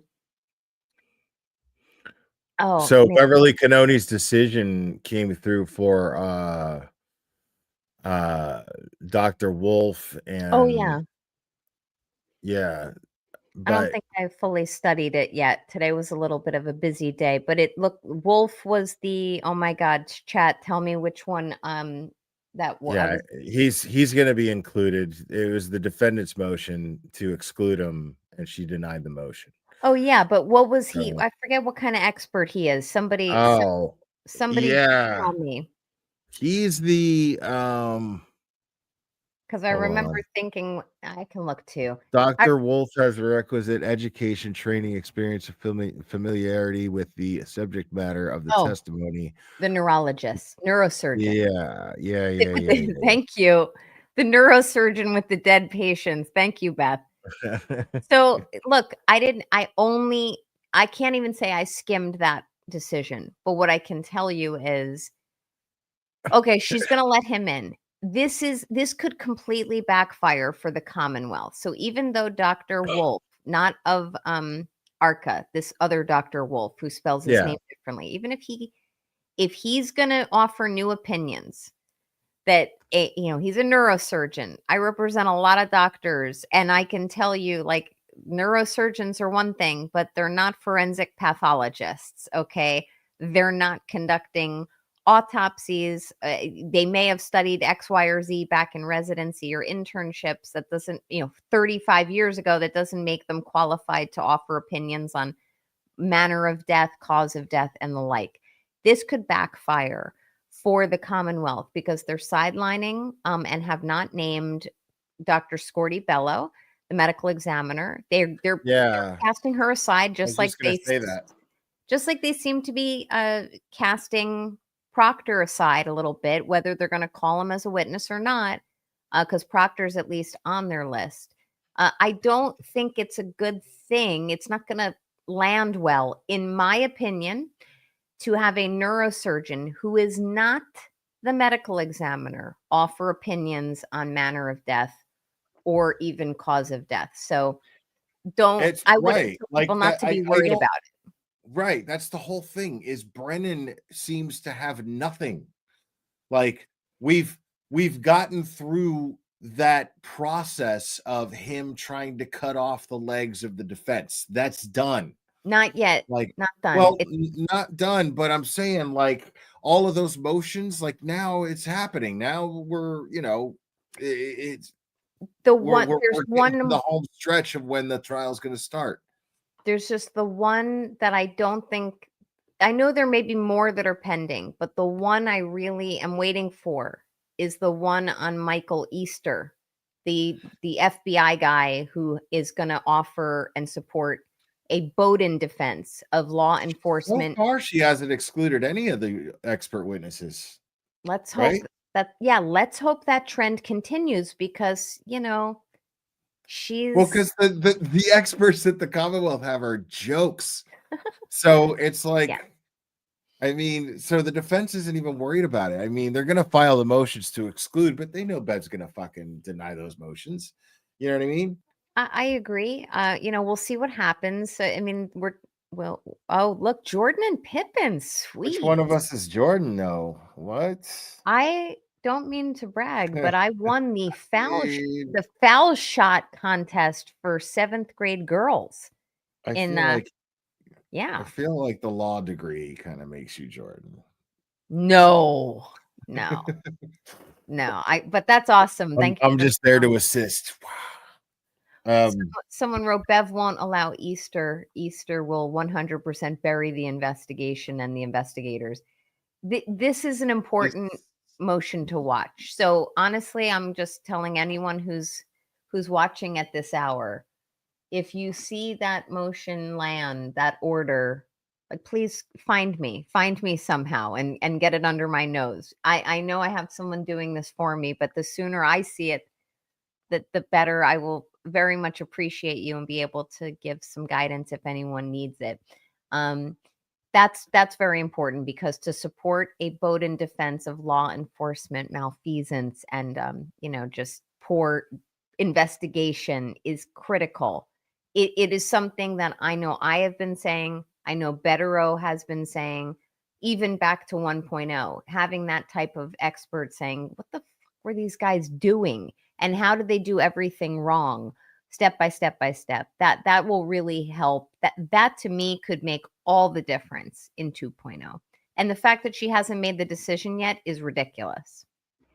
Yeah. It's so crazy. Like everything she's doing is just like it's either a nail biter or a fucking hair puller, and it's like fuck, lady. Yeah. You want to watch some Vinny? Let's see what the latest Vinny thing is here. I'm gonna speed it up a little though. In the pre-dawn hours of January 29th, 2022, a chilling discovery shattered the tranquility of Canton, Massachusetts. Boston police officer John O'Keefe was found lifeless in the snow outside the home of fellow officer Brian Albert. His girlfriend Karen Reed was swiftly thrust into the eye of the storm, accused of second-degree murder. Prosecutors say she struck O'Keefe with her SUV and abandoned him in the elements on purpose. As the legal battle unfolded, Reed's defense wove a narrative of conspiracy and betrayal. They say O'Keefe was killed not by the wheels of Karen Reed's vehicle, but within the walls of Brian Albert's home, a victim of a brutal assault. The defense painted a portrait of a cover-up implicating members of law enforcement in a sinister plot to shield the true killers and pin the crime on Karen Reed. The first trial ended with a hung jury. Now, as the retrial looms on April 1st, the stakes have escalated. The prosecution is seeking to silence the defense's third-party culpability strategy, preventing the finger from pointing elsewhere. And today, everyone was back in court arguing about whether or not Karen Reed can tell the jury someone else did it. Vinny Politan, thank you so much for joining us tonight here on Closing Arguments. Great to have you aboard, and the countdown continues. We are less than a week away at this point from the beginning of the Karen Reed retrial, the retrial of the century. There's never been a retrial with this much buildup, this much hype, this much anticipation that this one has. And there are people now, I go out, and there are people coming up to me asking me about that woman in Massachusetts. First time around, they weren't. Those who knew. But now, it's crossed over. Everyone knows about the story, knows about this case. Vinny's all hyping it up now. It's the case of the century, blah, blah, blah. Like, dude, we were calling this shit. I was saying this was going to be the most insane case back like a year ago when I was like, this is the craziest thing already. And then it just got crazier month after month after month. It got crazier and crazier and crazier and crazier. And now we're here. But and now Vinny's like, it's crazy, folks. Yeah, but didn't you like send me something? Wasn't someone posting like court TV is flipped, indictments are imminent or something? I was like, what? Oh yeah, Krusty Panties did that. But I don't know what she meant. I don't know what she was talking about. I don't even care. But let's see. Maybe we'll see what she's talking about here. Now, here's the tragedy of the whole thing. John O'Keefe was killed by someone he knows. Regardless of whose version of that night you believe, whether it's the prosecution, the Commonwealth, or the defense, Karen Reed, John O'Keefe was killed by someone he knew. Think about that for a second. This is a stand-up guy. This is the guy who stepped in when his sister passed away. I'm not shitting on Vinny for being dramatic, man. That's his job. You know what I mean? Like, I like Nick's comment. Nick's like, this episode sucks. But I haven't seen it yet. I always react to these. But it's Plevin and Joe. Oh. Nice. Oh, they kept Nick out. Why? Oh well, I don't mean to. But that sucks. That's not balanced. So, but like, it's Vinny's job to be fucking dramatic. Like, it's court TV for fuck's sake. You know what I mean? Like, it's his job to be dramatic, but it's funny though. Regardless, it's funny. Yeah. And his brother-in-law passed away within months of one another, and the children were left orphaned. Single guy who's working as a Boston police officer steps in and says, no, I'll take care of the kids. That's all I need to know about his character. To me, that speaks volumes about who John O'Keefe was. And someone who knew him. And I would guess someone that he trusted took his life. Now, prosecutors are saying it was his girlfriend, Karen Reed. They're saying that, I guess there's problems in the relationship, there's jealousy, there's things going on. You see Vinny's face right there? I got to see that one more time. He looks like he has to take a shit, to be honest with you. They're saying that, I guess there's problems. Prosecutors are saying it was his girlfriend, Karen Reed. They're saying that, I guess there's problems in the relationship, there's jealousy, there's things going on, whatever. But they believe that something happened that night. Like, he's subtly fucking flipping, dude. You know what I mean? Like, he's subtly becoming more and more, anti-Commonwealth here, because he knows, like, dude, at this point, it's like, dude, Vinny's a lawyer, dude. Imagine how Vinny feels about this motherfucker trying to get her communications with Yannetti. Imagine how Vinny felt about that. You know what I'm saying? I guarantee you, Vinny is like, dude, I'm sick of this shit. And it looks like, from your chat, they kind of like forgot to promptly notify Nick about the show on time. So, so they're only, whatever happens on this show, they're only getting a skewed version of it because it's not. Yeah, I get it. And she is the one who did it on purpose, not an accident. That's their backup. That's their plan B. And that's what the jury was, deliberating on last time, because they got rid of the murder and leaving the scene of the accident, counts 1 and 3. They were just deliberating on count 2, whether it was count 2 or a lesser included. Now, that's interesting because Vinny never talks about that. That's See right. that? He's talking about the jury. He's acknowledging that shit as fact. The jury fucking voted. He didn't say, oh, a couple of jurors came forward and claim that he didn't do that shit. This time he stated it as fact that Oh. the jurors voted unanimously on, you know, like that was it. That's pretty Yeah, interesting. His language is changing a little bit. he's evolving. I don't know what You are not being kind with the pauses on him. dude, that's his own fucking fault, bro. That's their plan B.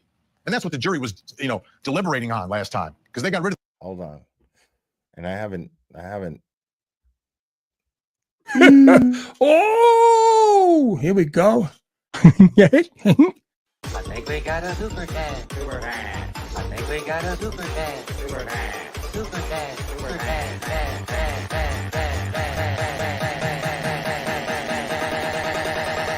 I think we got a super cat. How dare you? Yep. PTSD healer, thank you. I asked our trauma neurosurgeon if she could tell what caused a coup contre coup injury. She said, absolutely no way. She can read your head CT and fix what she can, but that's it. You know, Okay. that's that resonates with me too, because I represent a couple of practices of neurosurgeons, and I asked them the same question, and they told me the same exact answer. They That's don't it. determine I cause. mean, they know what the fuck they do. You know And what I mean? They know what they do. They're badass. Don't get me wrong, but they're not going in there saying, "Oh yeah, this was I can determine that you got this contre coup injury because There's no way they can do you that. fell back while roller skating." They don't do that. They can't do that. Like, Very there's interesting. no logical. Yeah, there's no logical. But it's, of course you got to ask the question because maybe, I'm not I don't know anything about neurosurgery. No. Like, maybe I'm missing something. Let me ask a neurosurgeon. And then sure enough, they're going to go, no, dude, there's no fucking way that we can fucking determine that. And then you go, okay, I'm not fucking crazy. You know what's Common sense interesting though? dictates it. Just file this in the back of your minds. Scorty Bello, the medical examiner who is not on the Commonwealth list. If I were the defense and I felt comfortable from her vibe, how she's answering their questions on direct examination, I might ask her that question. I might say to her, the jury heard testimony from Dr. Wolf, a neurosurgeon, who said blah, blah, blah, blah, blah, blah, blah.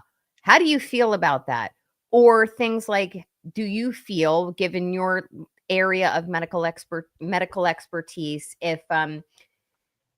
if a neurosurgeon could make a determination as to what caused an injury, if they're feeling her vibe, and she's probably pissed off is my suspicion, because she did her job, she got called a whack job, and now they're not even calling her in this case.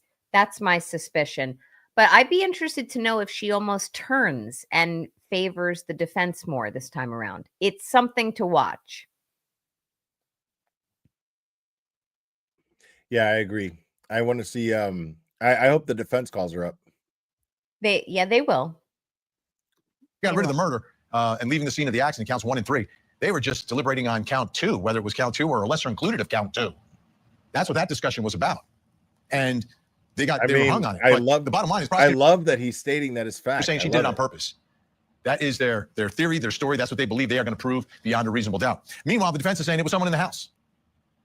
And we know who was in the house. It's there's police officers, there's friends, there are friends of friends that are in that house. And again, that would be someone that John O'Keefe trusted. In both cases, his girlfriend of 2 years, who, is helping with the kids. Like, he's entrusting her to, watch the kids sometimes, help out with the kids.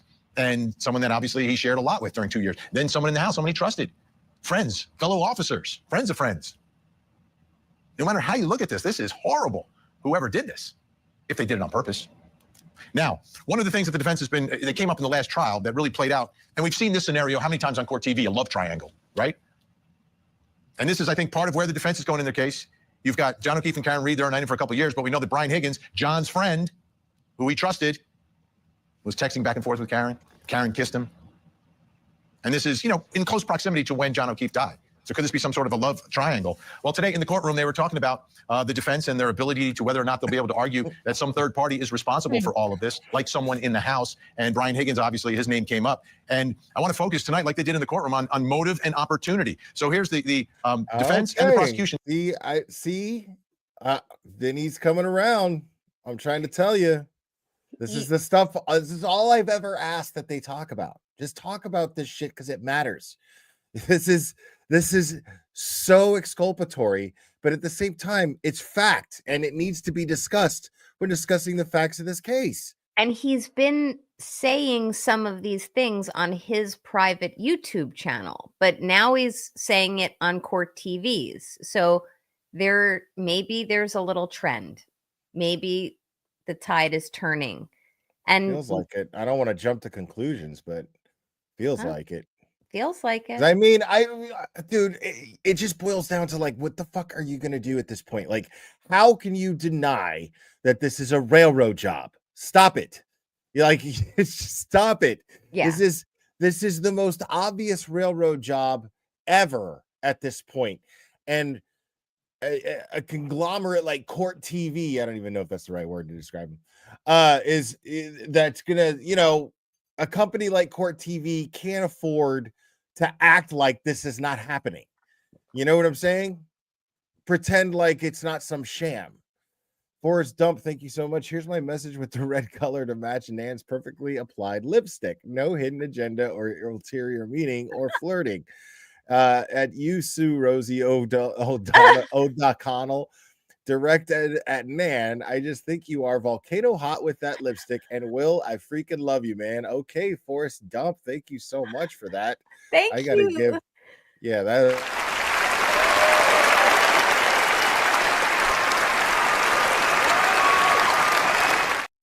That was quite a mouthful. That's Wisperia, thank you so much. That's what she said. Oh my goodness. That's so sweet, Forrest Dump. Thank you so much. Yeah, that was very nice, Forrest Dump. Thank you. Never been referred to as volcano hot. Oh my God. And Wisperia. Wisperia, gifted 10 members.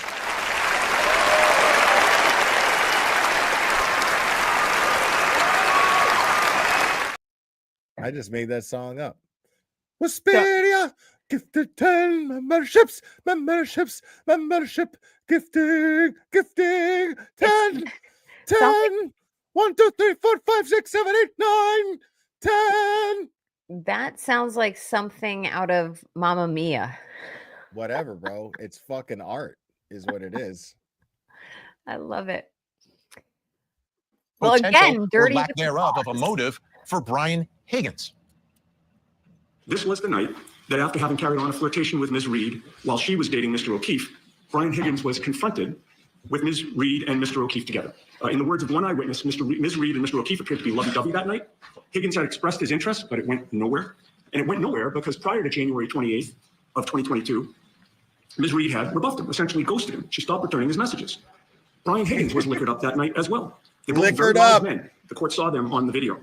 Friends who drank the entire day and night, and they were waiting in the house for Mr. O'Keefe to arrive. Mr. O'Keefe ended up dead because he went to Brian Albert's house. Finally, the defense turns to Mr. Higgins. Dude, like, it is the most obvious shit in the world. Like, Jesus Christ. That's what's so frustrating about it, dude. You've got the footage from the fucking waterfall where Higgins is acting aggressive. He was texting, he's trying to fuck John O'Keefe's girlfriend. She ignores him at the waterfall. This is all in text messages. It's in fucking data. And then Brian Higgins fucking tries to lure him outside. And then Chris Albert has to practically restrain him. And then he sends a text message to John O'Keefe saying, "Are you coming here?" I think that pretty much nailed it in a nutshell. By the way, let me interrupt you for 1 minute. It's not rocket science. It's not the biggest fucking, it's not even an Encyclopedia Brown mystery, dude. It is the simplest fucking shit. It is a trail of Reese's Pieces put there so E.T. could fucking go home. It is the easiest shit in the world. And nobody has been talking about it until now. By the way, Will, I gotta just interrupt for a minute and say, like, a bunch of people are putting in your chat and they're messaging me asking they want to know my lipstick. So please Oh my God. message me. Somebody message me on Twitter or Facebook. Okay. We're talking about We're talking about some important stuff here. But if it matters, I wear four different things. Okay. Back to you, Will. But then also, someone did just email me and say they wanted an answer to a question that hasn't been answered. So if I could interrupt for 1 minute, because I guess they're watching now. And good for you for finding my email. But so there's an issue here. A lot of people are saying Judge Canoni has to have the trial date by April 1st, because if she doesn't have it by April 1st, on some other podcast, they were saying the trial has to be started by July 1st due to statutes relative to when the first trial was. Like, I don't buy into that, only because we're in the there's enough that's going on with this case that it tells me, even with the bypasses to the SJC and to the First Circuit, if this case were to go to trial May 1st or June 1st, like, it's plenty of time before July 1st. I do think it has to start by July 1st, and it would. It just doesn't have to start by April 1st. I hope that answers your question. If not, just email me again. Sorry. No, you're good. You're Higgins good. was at the Albert Address that night. John O'Keefe never went into the Albert Address that night. They take very, very select pieces of information, and I would suggest don't tell the whole story. And from that, they want us to speculate a motive. For example, they say that Karen Reed had kissed Mr. Higgins at John's house. That seems to be corroborated in the text messages. According to the text messages, Mr. Higgins essentially says that Miss Reed came up to him and planned. Listen, bro, I don't want to be that guy, but I'm going to be that guy. Be that guy. I'm being that guy tonight. It's the theme. But listen, bro, dude. Look at Aiden's face. For real. And I know Aiden, dude. Let me tell you something. One of my fondest memories. One of the fucking experiences that I am most grateful for since I've been involved in this case is I got to stream the trial hearing where Higgins' text messages were being read with Aiden on panel here. And we were just like, dude, this dude's game is the worst shit. I couldn't, like, it's the craziest thing. Like, both me and Aiden were just like, dude, this guy couldn't get laid under a chicken's ass. Oh. What is wrong with this guy? Like, it was mind-blowing. It was mind-blowing that, like, because I have to point out, dude, this guy, like, dude, she came to his house and you still couldn't seal the deal, dude. No. Like, it was still too awkward for you to even, like, be, oh, look, woman, I touch? Oh, what do like, what? Of course this guy, like, of course he has somebody, dude.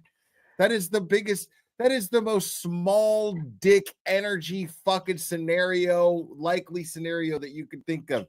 Dude got around a woman and was just kind of like, booby, I don't know, and then fucking like went, I'm gonna beat up his boyfriend, her boyfriend. I'm a bigger man than him. That's totally what fucking happened. So I'm gonna wake my kids from laughing. It is not the most complicated case at all. Like, now, the injuries don't add up. I am making a special request. You have to either re-air that stream just to memorialize it again as a memory so I can watch it, or show me where it is, or replay his testimony going over those Oh my God, I don't know. I streamed every day of that trial. I have no idea which day that was. Oh man, but he had no game, and also even the fact what he's like, what does all this mean? The embarrassment of just the secondhand embarrassment of watching this cuck fucking sit on the stand and have those text messages read to the fucking whole world, bro. I was just like, dude, like, Jesus, man. Like, how do you? And what? I'll tell you, as a female, that is probably one of the reasons, among many, that Karen was like, I'm not into this guy whatsoever. And I'm not even commenting on the fact that I think that her motivations for even going down that path gently, but once she saw how much of a tool he is and that small dick energy, She wasn't even interested in him, I don't think. I think that she was just trying to like elicit an emotional response from John O'Keefe because he had a cold kind of way about him. And she felt that she was losing feelings from him. Right. That's what I believe. That's my personal observation and theory. And yeah, like there's nothing about Karen Reed's vibe, dude, that tells me that she would be genuinely attracted to. I mean, look at John and look at him. You know what I mean? Yeah. Like there's like right there is your contrast. But it's not all about looks, but the fact of the matter is, like, it's not all about looks, it's about fucking attitude, it's about vibe, it's about swag, dude. Yeah. Okay? Like it's about juice.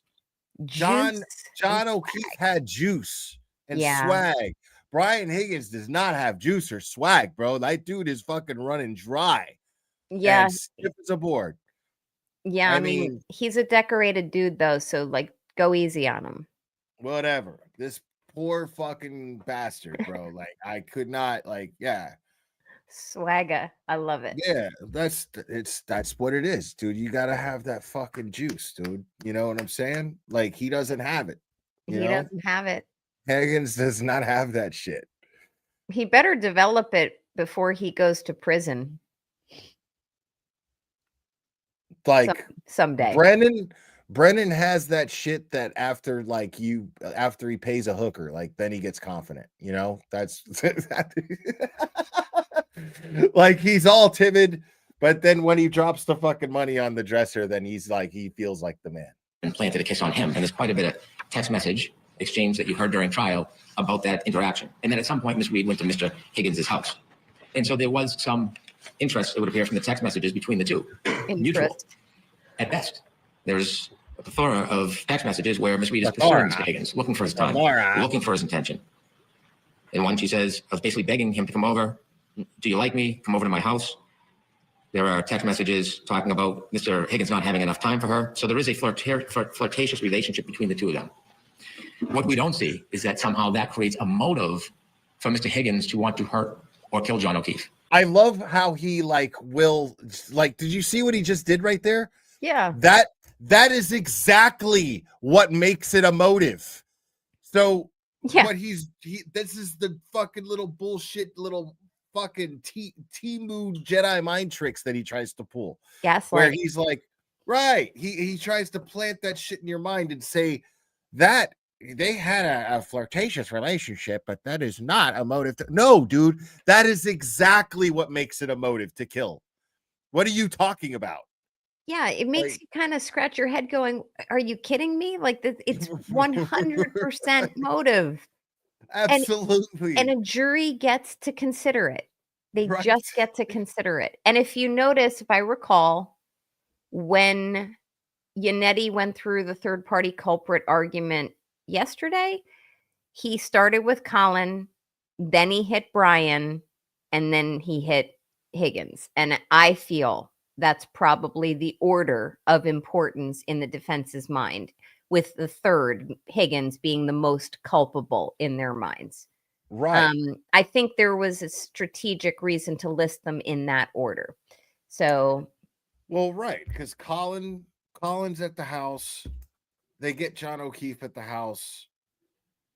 And I mean, I don't know what happened, but if we're looking at these three people as the third party culprits, it's Brian Albert that had to at least move the body, or have something to do with that.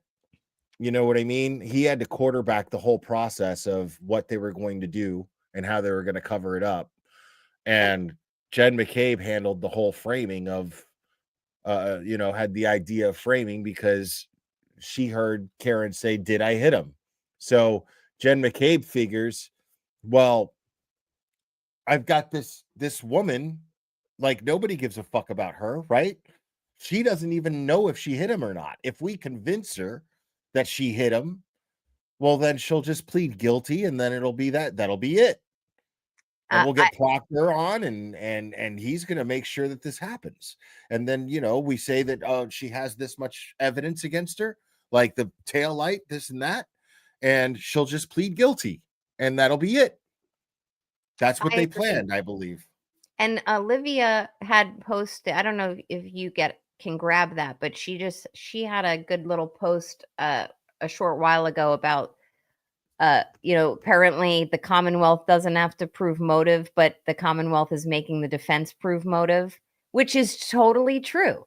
Which is a great point. Yeah. It's excellent point. Like you upend logic here. So if the defense is going to argue a third party culprit defense, which is such a spanky thing to do. It is. And now you've got Brennan standing up here in open court, which is probably one of the reasons why you see Aiden smirking in the background. Although maybe he wasn't. That's just his natural affect. But you have the Commonwealth trying to convince a judge that the defense has to show the motive of Higgins or any of the other third-party culprits as to why they killed or were involved in the killing of John.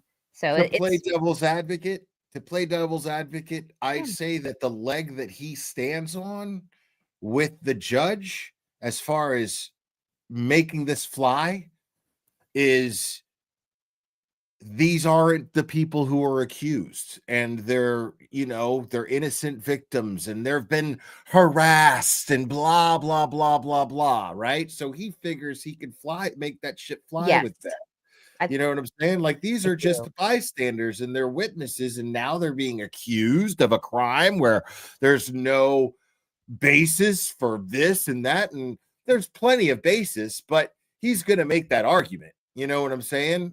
But I would say that that's the only reason why he feels justified in being able to do that. I agree.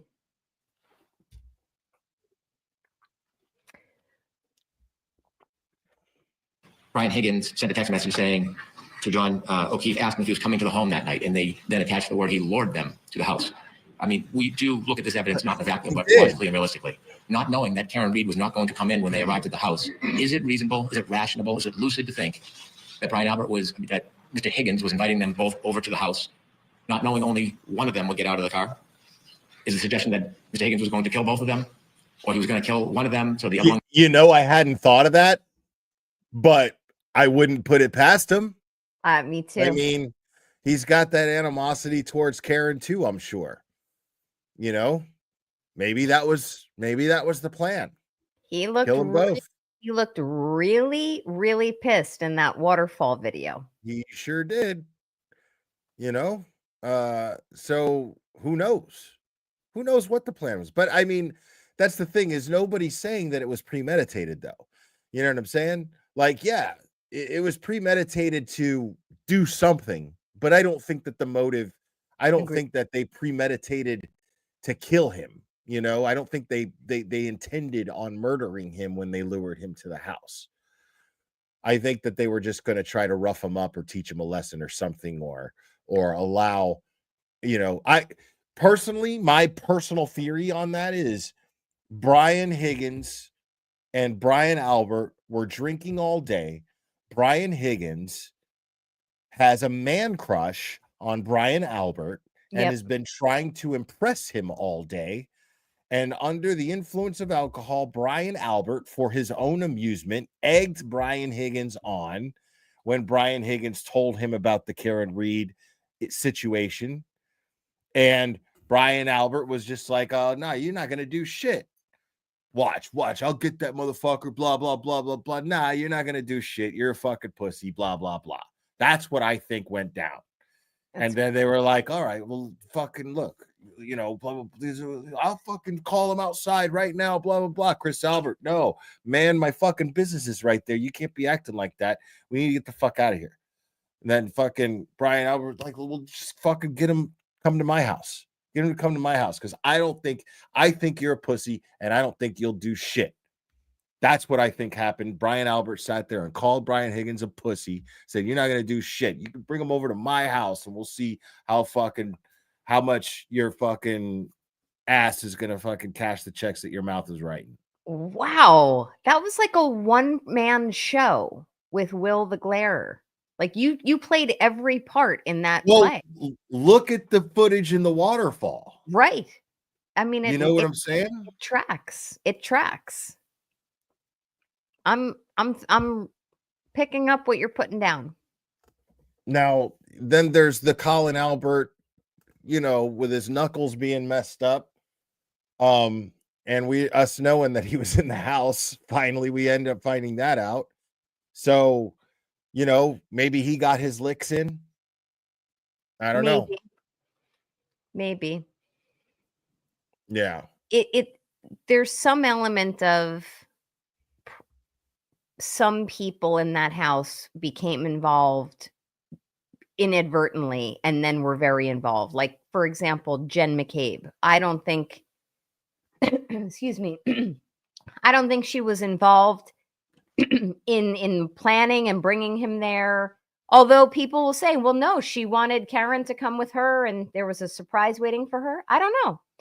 I just think people found out about it. I think that they just didn't give a fuck about Karen. And I think that Karen's gut was telling her something like that. She just couldn't pinpoint it. That's why she was saying, "Are you sure we're invited here?" She wasn't they were all having a good time. So, right. You know what I'm saying? Like, they were all having a good time at the waterfall, but then all of a sudden she feels apprehensive. Like, are you sure we're invited to go to their house? Like, she seemed like there was, something that told her that they didn't feel welcome. Yeah. And I get that. I know that feeling. I've been lured to get jumped before as a kid. You know what I'm saying? Yeah. Like, that's happened to me. That's happened to almost every kid. If you grow up in Miami, that's happened to you at least once. Elisa Jet, thank you so much. Appreciate you. But yeah, like that's but you get that feeling. You get that feeling like something's not fucking right. You see people kind of giving each other glances and smiling and making little fucking subtle jokes and shit like that. You know what I'm saying? Like, you feel like something is, like you're not in on something. And then take it one step further, because it appears, because I agree with that, and it appears Karen was getting that gut feeling, having that vibe, not really jiving with these people. And then the next morning, after what had to have been a sleepless night, because she, if she got any sleep, because I think she reported she slept for a little while. So then early morning of January 29th, when she realizes he's not there, she panics. She then has to communicate with the very people, and specifically Jen McCabe, whom she doesn't really feel comfortable with and doesn't know that well, and wasn't sure if she was going over to the Albert's house. I mean, how the fuck is Jen McCabe drunk not going to give you a weird vibe, dude? Like, you see her on the stand, she's already scary as shit looking, And if my theory is correct, she just fucking looks like a cokehead, dude. Like, she has all the symptoms. You know what I mean? And I'm not saying she is. I'm saying she's just got all the symptoms. So I can't speak to it. I don't know. I can. Like I said, I grew up in Miami. So I'm telling you, she's got all the symptoms. And if they're out drinking and that's what's going on, like somebody like Karen, with the kind of family that in the upbringing that she has, like, these people go to church, for fuck's sake. You know what I mean? Yeah. Like, they're not, she's dating a cop because it's a wholesome thing to do. Like, she's like, Karen is not vibing with these people at all. So it's like Jen being like, "Oh, I've got a surprise for you." It's gonna be weird. You know what I mean? Like, it's going to give her a bad vibe. And then she has to rely upon Jen to give her information. And people will say, that's because she was still drunk. And who knows? She was scared. I mean, I'm not speculating to say she woke up panicked. distressed, maybe hungover, maybe not, Sure, she's gonna confused, be like, angry. right? She's gonna be like, I'm at his house and he's not back yet. She's Yeah, not thinking he's dead. She's thinking that he's got drunk and ended up with his dick in somebody. maybe, Yeah, or that's maybe. clearly what it was. That's what every one of those angry voicemails indicate. Every single one of them. See, this is where I play devil's advocate with you, because that is what her, the tone of her voicemails, right? But from and I can't really point to direct evidence of this because I've heard the evidence. I just don't know what is the direct evidence I can refer you to. It seemed to me that when she woke up and he wasn't there, that all concern about he must be with another woman subsided. I get the sense that she went from being angry to completely panicked. I think my that she went from angry to worry, but she still explored that issue. I think that that's the reason why she got in contact with Jen McCabe. She didn't have Jen McCabe's number. She had to get the niece woken up and get Jen McCabe's contact information. Why did she go for Jen McCabe? Because she suspected that Jen McCabe would be the most likely person that he'd be sleeping with. Why? Because John O'Keefe's niece and nephew have play dates with Jen McCabe's kids. They know each other. Right. So, like when I first started covering this case, that was one of the first things that I learned about. And so I explored the idea in my mind that Matt McCabe might have had motive. But then I remember I talked to Turtle Boy for the first time on this show. Like the first time I talked to him, I had him on the show and he's like, I explained my theory to him and he's like, nah, man, no.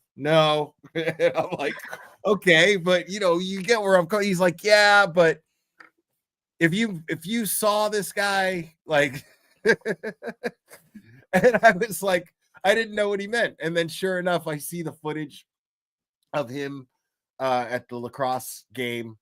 And I'm like, okay, yeah. And then I see him testify and I'm like, yeah, okay. Yeah, this guy is not a guy that's going to be able to best John O'Keefe because he's jealous of what's going on. There's like, he's a cuck. He's the kind of guy that's going to roll over and just fucking ignore it and act like it's not happening. I agree. Yeah. That's so but yeah, they were texting each other the whole time because they know each other. And she's the one that he's texting with to get the directions to get to the house. So of course she's going to be number one on the list of people that he suspects he's fucking. You know what I mean? Yeah, I think that's a reasonable deduction on her part. More. Are you going to sing your song? No, I forgot it already.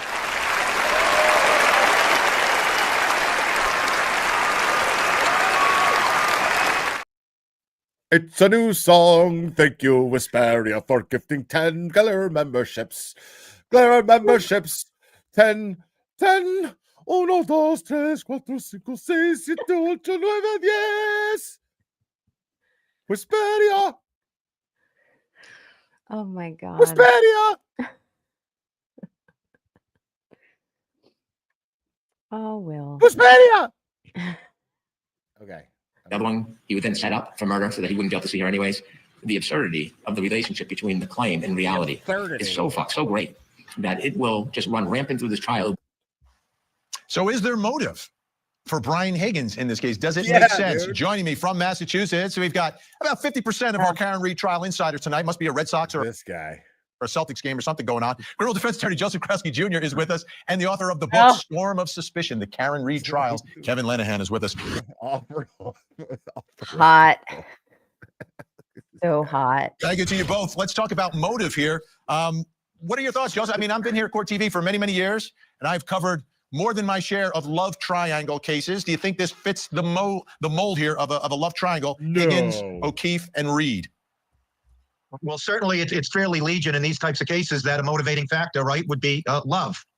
In this case, though, it really is a reach, isn't it? If you listen to the texts in the first trial, Brian Higgins exercised what seems to be a lot of restraint and certainly exhibited respect for Karen Reed in the text that went back. See, this is fun because this guy always just fucking says whatever the fuck that is like pro Commonwealth.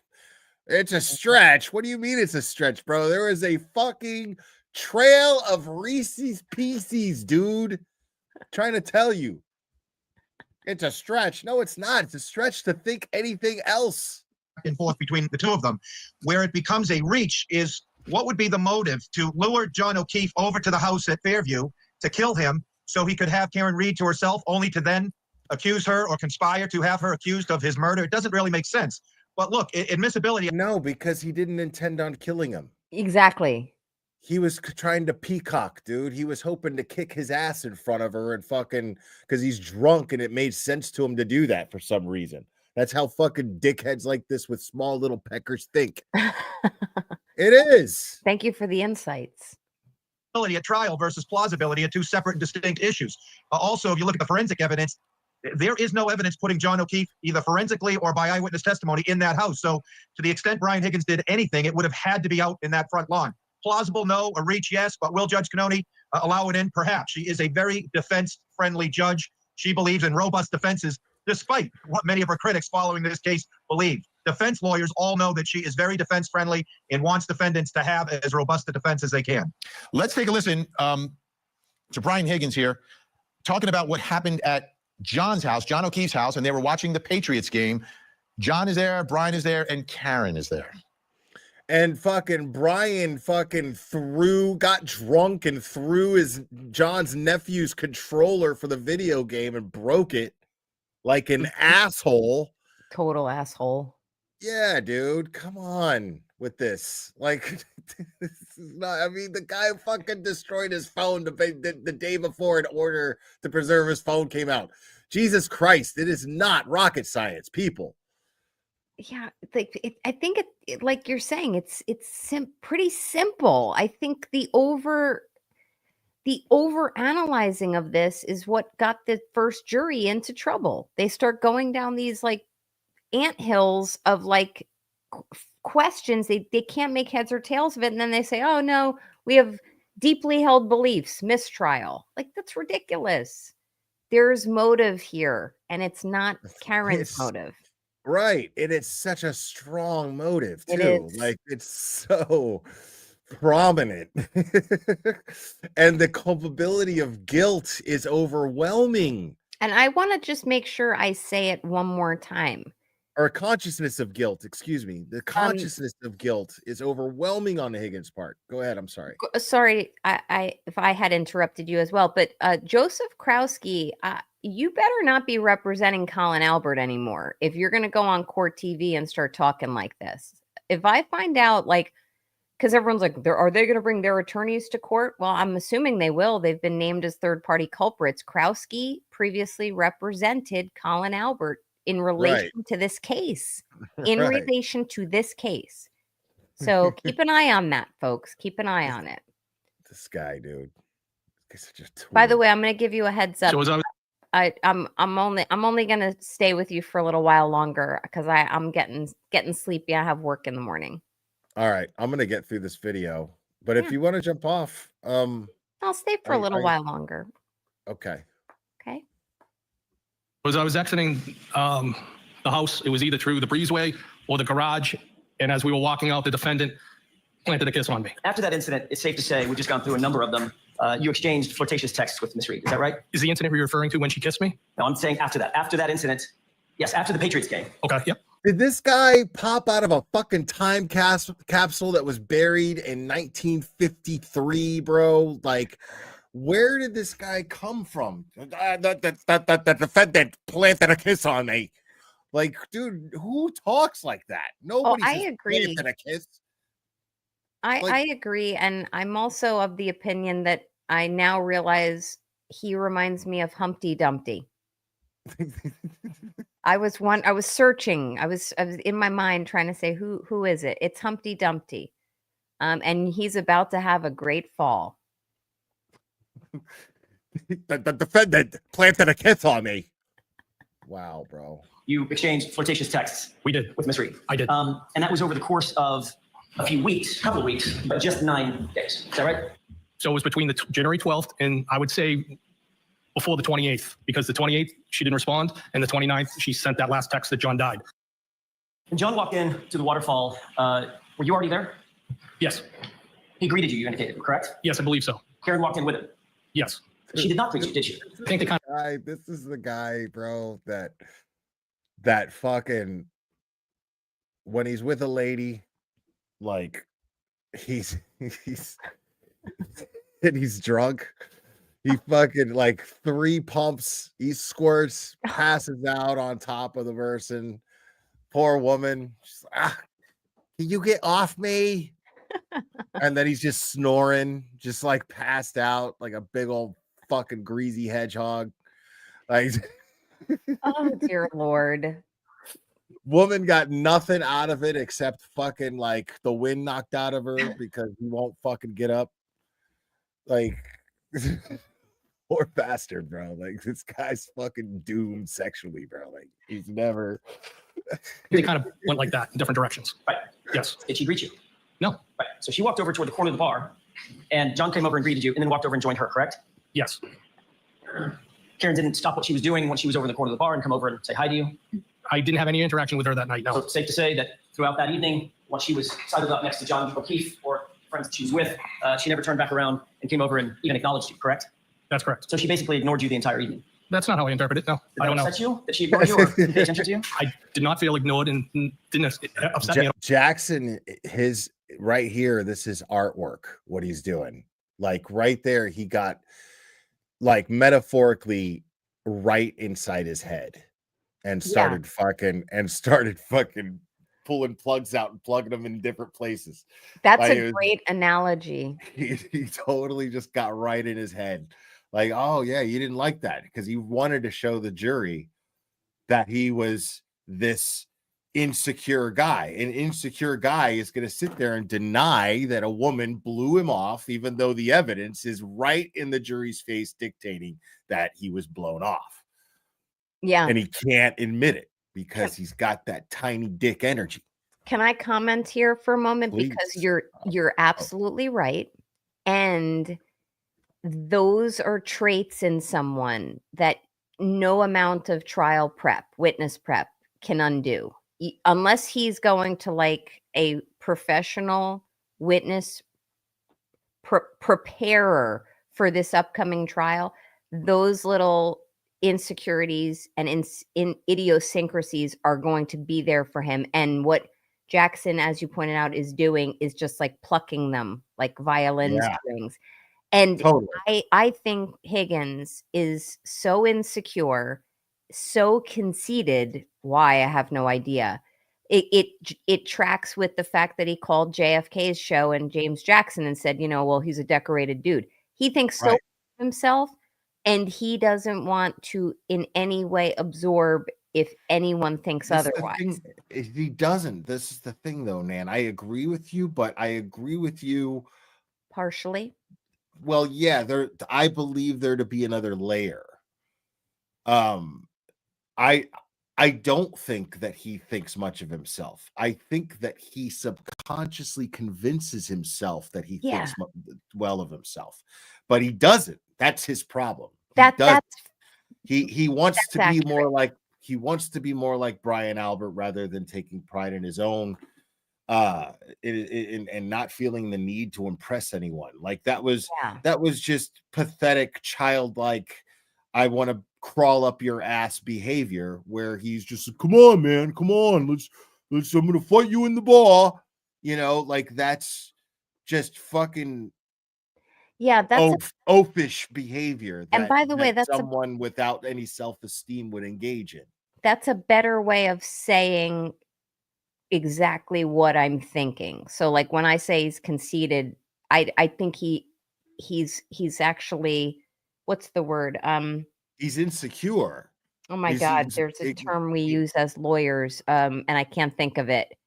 But we're essentially showboating. We're trying to portray something else. Posturing is the term. We'll say, oh, this person's posturing. So he's really deeply insecure. And Oh, very. I think the Brian Albert factor triggers things in him to I'm whatever going with degree. I'm going with micro penis. That's my theory. I'm going with micro penis. Abacus Flinch, thank you so much. Can't wait for Higgins' testimony on trial 2.0 when he explains the butt dials, and then he likes walking around just holding a phone to his face, like most people do. Thank you, Abacus Flinch. I have a feeling he's going to say something like, "Oh, I was just, listening to a YouTube video." I think he's going to plead the fifth. He's going to have his lawyer, and this time he's going to plead the fifth. You think? I don't know. And the Yeah, reason he was named as a third party culprit. You know what I'm saying? but And he's got a lot of shit to answer for. I agree with you, but I will say this.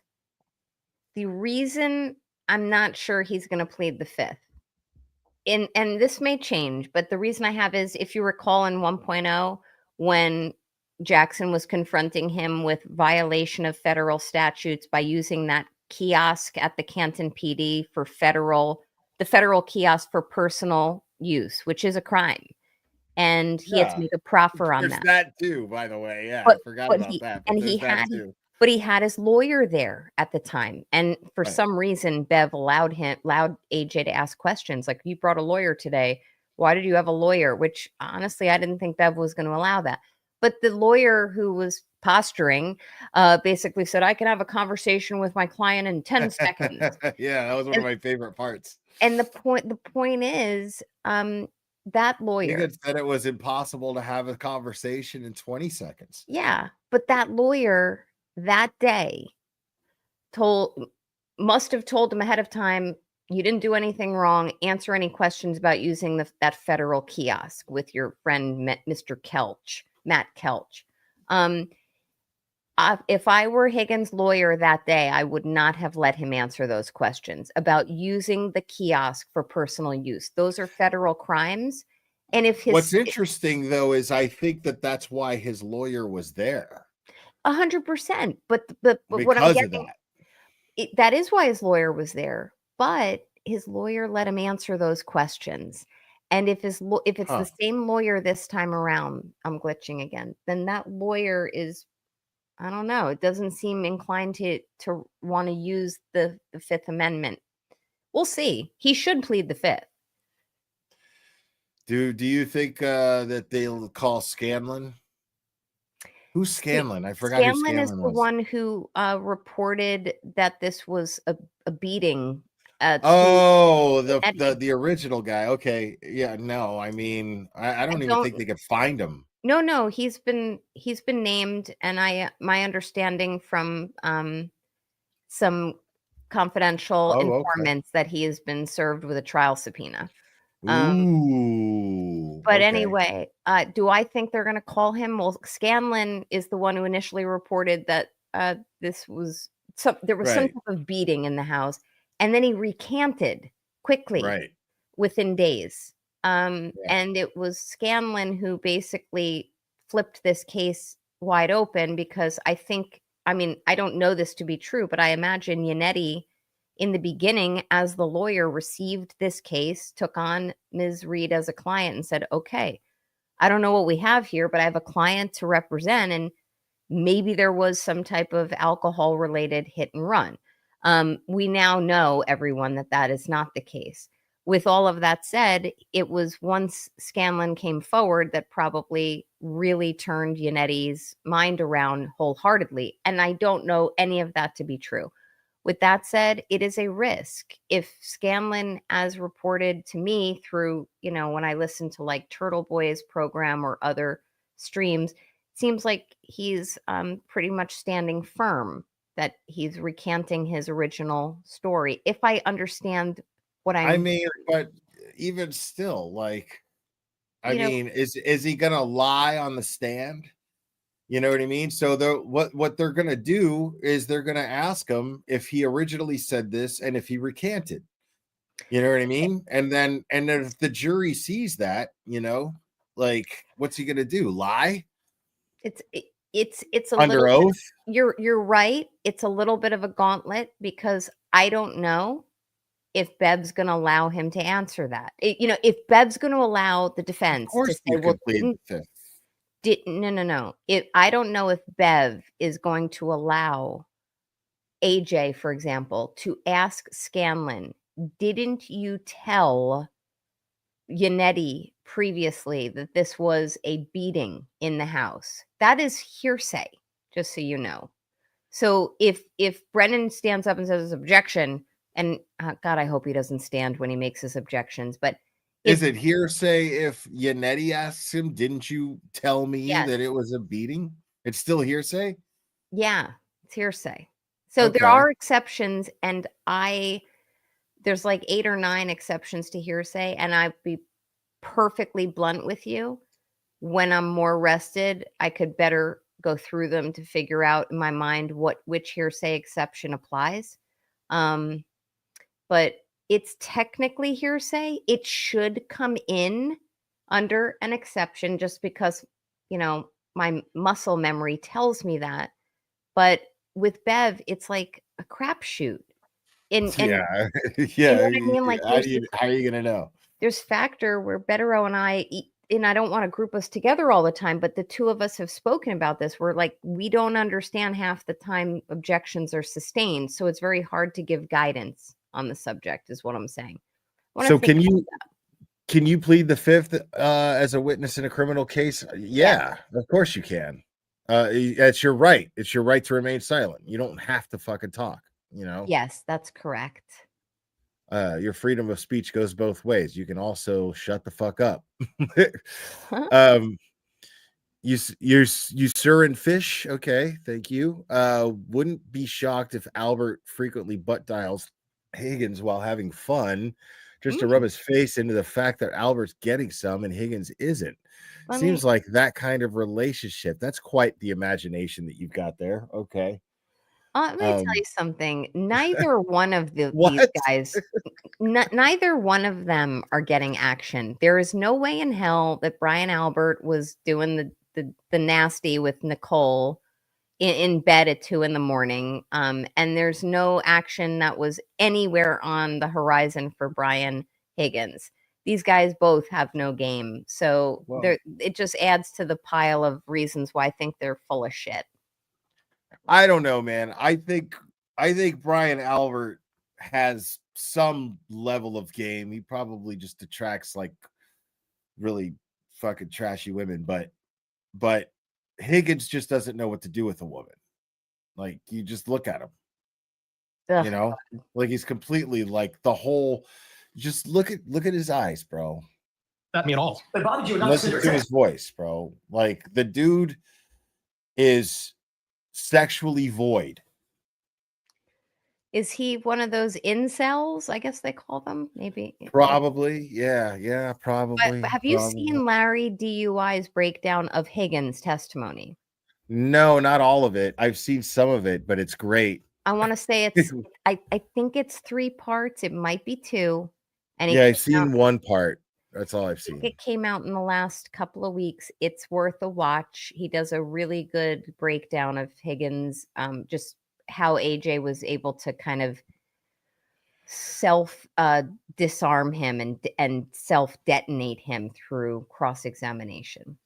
Yeah, I'm gonna get Larry on here again because we had a really good time. It was a great show. Shit, dude, it's fucking funny. Yeah, I had a good time with him. Text, didn't it? No, it was a flirtatious text. It was just, that was it. It bothered you enough to send her a text that said, with 6 M's behind it. Okay. And, well, correct? Well, it wasn't like that. It was, well, that's it. Just, well, like a well in the ground. I think you know what I mean. Yeah, I think you do too, sir. You meant, well, when are you gonna pay attention to me? No, that's not correct. When you texted her, well, at Waterfall, she ignored that text too, correct? Well, that was the only text I sent that night to her, yes. Well, Kevin, what does that mean?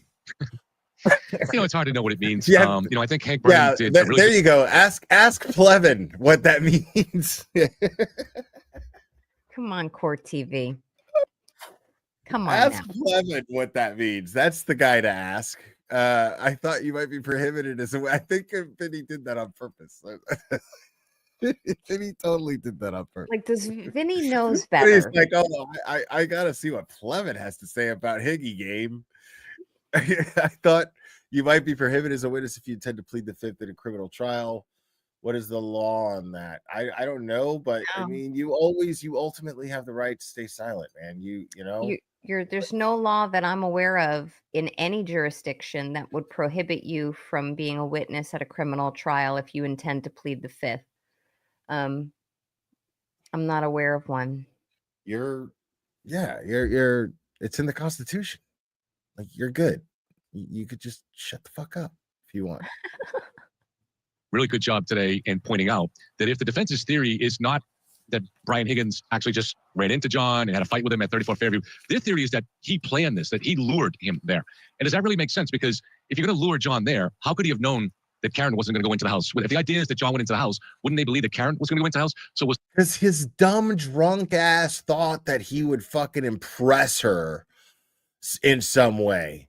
Because fucking who knows what kind of fucking, diabolical shit Brian Albert was putting in his head just to entertain himself. Because this guy's a fucking, he's got a man crush. And he texted Karen the well in the bar. They were both in the waterfall when that happened. Is that accurate, folks? There's no way in hell that he just was sending this kind of plain vanilla well to a woman. No way. There's no way that Brian Albert was not sitting there going, look, bro, you said she fucking came on to you, right? She contacted you, right? Why don't you, that's your girl over there with another guy is basically what's going on here. She came to you. What are you doing? If you don't do something about it, dude, that's the kind of shit that fucking toxic douchebags like that think. That's how they think, dude. Just to fuck with them too, And he allowed himself to get influenced, I'm sure. I mean, this is so interesting to me, what went on here, the psychology of it all, the peacocking, and the depths that they will go to just cover up what was either an intentional act or a tragic mistake and pin it on the girl. It's really pretty I mean, the intention was nefarious, most definitely, but I don't think that they intended it to go as far as murder. I think that's fair. Yeah. So was the plan to attack John in front of Karen? Was the plan to attack them both? So there's a lot of crazy things here. And if they didn't intend on murdering him, it makes perfect sense. What are you talking about? You know what I mean? Yeah. If it was premeditated murder, okay, yeah, I understand. Yes, okay, then they must have been planning on killing them both. Of course. That's what other conclusion could you come to? But if they weren't planning on killing anybody and they were just fucking thinking that they were gonna get rowdy and show off in front of this girl and just basically use these two as their entertainment for the evening, then yeah, man, that's perfectly plausible.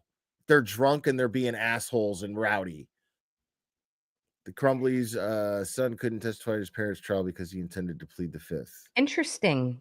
That's the I think that was Michigan, the shooting.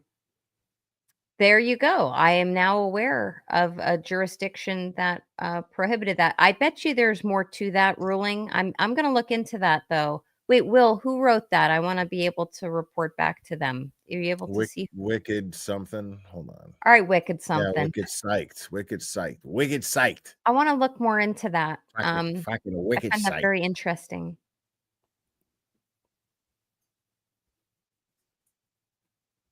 You can't plead the fifth in front of a jury? Who says that? Oh, you can. Of course you can. I've seen someone do it. Fucking what's his face fucking did it? Furman did it. And other more current trials. No, they do it all the time. In fact, there's bodies of case law that talk about it and the fact that juries are entitled to draw adverse inferences from it. It's common sense. It's just absurd to fucking, to assume that in the United States of America, you're committing a crime if you refused to speak. And it's you know interesting. what I mean? That's crazy. And it's That's interesting Gestapo shit. because as I'm thinking now, to Wicked, whatever, I apologize, Wicked something's question or comment about the Crumbly trial where the two parents were brought up on manslaughter charges because their son committed a school shooting. I need more information because that son was convicted already. So by the time the parents' trials came around, he didn't have a right against self-incrimination, unless I'm missing something or he was up on appeal or something like that, but he was already convicted. Isn't that the case she's talking about? Yeah. Like, but my Yeah, point yeah, is he or she was saying he did not testify at his parents' trial because he intended to plead the fifth, but he was already Okay. convicted. So I need to know more information about that. But Okay. anyway. I see what you're saying. That might make It would have been moot or Right. moo, as some idiots on Twitter say. These two motherfuckers side by side with each other is just great. I'm getting turned on. Lawyers. I'd like to maybe turn this back to you guys if I could. I know I don't usually do that. So when I was in high school, I was a big fan of Alan Dershowitz, and I used to read his books. I'm still a fan of Alan Dershowitz, and it really impressed on me the importance of having a defense attorney, a vigorous defense attorney. And he represented some reprehensible clients. Look at Vinny, bro. And he did his best to get these guys off. And it really left an impression on me. What I'm watching here, what this defense team is doing here and in court today, and so is really putting out oh my God, half-truths that add up to deceptions. Like trying to suggest that Brian Higgins went out of his way to go to a military base to destroy and data and his SIM cards and stuff like that. When they know, when it came out in trial, that all he did was, he lives on Cape Cod where there's no community trash pickup in those towns. He stops on the base as a shortcut on the way to get off the Cape, which is basically like an island. And he just threw out his garbage there because it's a free, he just dumped a bag of garbage in the dumpster. He looks, I'm zooming in. He so stupid. Plevin is fucking retarded, dude. Like, oh yeah, like he totally like said, oh, they made it sound like it was this weird thing that that he fucking went out of his way to go, dude. And then he describes Higgins going out of his way to fucking throw away his fucking SIM card, like that's the most natural thing in the world. Like, it's so fucking funny, and I remember that yesterday, for some reason, in my shorts, I don't know if it was because it's not suspicious at all that there's an order coming the next day where he's supposed to preserve his phone, right? And yeah, and in my either YouTube or Facebook little reels or shorts, the one little video of Aiden doing the drive that Higgins would have had to do to get to the military base to toss the SIM card popped in, and I was like, oh, I got to watch this again. And it was very, very funny. And he was trying to assess how far or an inconvenience was it to have that drive to the base. And he's like, I'm just going to tell the people guarding the base, like, I'm coming in to throw out a SIM card. Turtle Boy simply just has the inclination to do this shit. It's like every time he is such a fucking he's a groundbreaker. He is such a sore on the fucking Commonwealth's ass right now, because like he has just been like, they say, they go, oh, okay. Then John O'Keefe didn't climb 3 flights of stairs. He went up and down a hill. And then Turtle Boy's like, well, I'll just drive over there. Yeah. If this is, and he's like, of course he's filming it. He's like, this is the flattest shit in the world. There's no way. The Apple Health data is according to Richard Green, it's 98% accurate. 98% accurate. The Apple Health. So, you know what I'm saying? Like, he climbed up and down fucking 3 flights of stairs, 85 steps. Like, it's, man, I'm making you spend your money, Wicked Psyched. I appreciate it. Ethan Crumbly was on thanks for Wicked Psyched. Thank you so much. I'm gonna look more into that. But also, Will, what you were saying about Aiden, it's very similar to you, your mindsets, and I really like that. Like, you want to figure something out, figure out if it makes sense. That's what he's doing. He's been figuring it out. Well, that's what he does. Like he hears them say some shit that he's like, I call bullshit, and then he goes and fucking disproves it. Like, because it's that easy to do. Like, okay, I'm gonna just get in my car and go over there.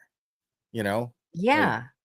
Like, It's interesting. When I met him one time, the one time when I met him, he doesn't strike me as that, like in person, like the interpersonally. I found that just he's just it's just a different, softer version of him.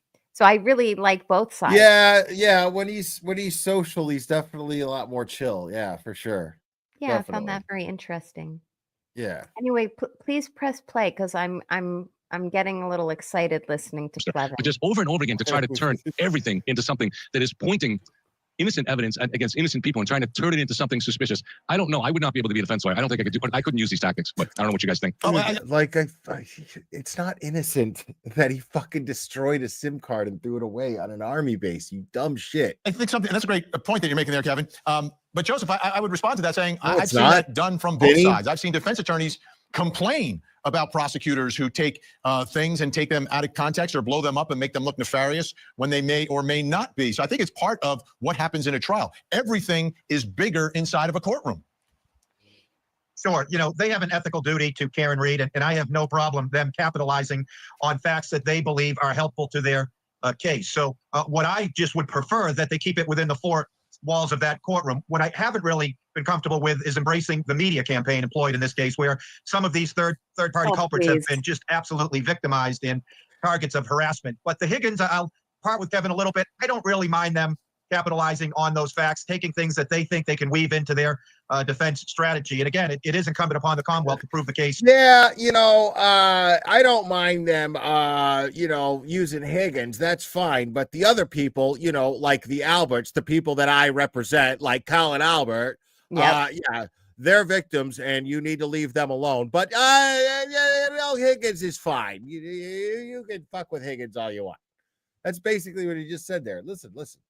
The Higgins, I'll part with Kevin a little bit. I don't really mind them capitalizing on those facts, taking things that they think they can weave into their defense strategy. And again, it is incumbent upon the Commonwealth to prove the case beyond a reasonable doubt. Look, there's a line, and defense attorneys walk right up against that line as long as they don't cross it. I'd use my own mother as a third-party culprit if I could do it in good faith. So that part of it doesn't bother me. They do run the risk, though, right? They run the risk if they stretch it too thin. That juror that you had on, Vinny, I think one of the things he acknowledged was they rejected the third-party culprit defense. And he said that during at least one of the interviews, and perhaps because they did not have it focused and they cast too wide a net in that regard, they lost credibility with that jury regarding that defense. Yeah, but he was still a not guilty juror for the defense. He told me he voted not guilty. But he also, he's if you've watched him, he's been on a media tour, and his statements are certainly fluid. They do evolve. Yep. Okay. Here's the good news, Joseph, and Kevin staying with us. When we come back, we're going to talk about two other people that the defense is pointing the finger at, the Alberts, Brian and Colin Albert. Plus, coming up next hour.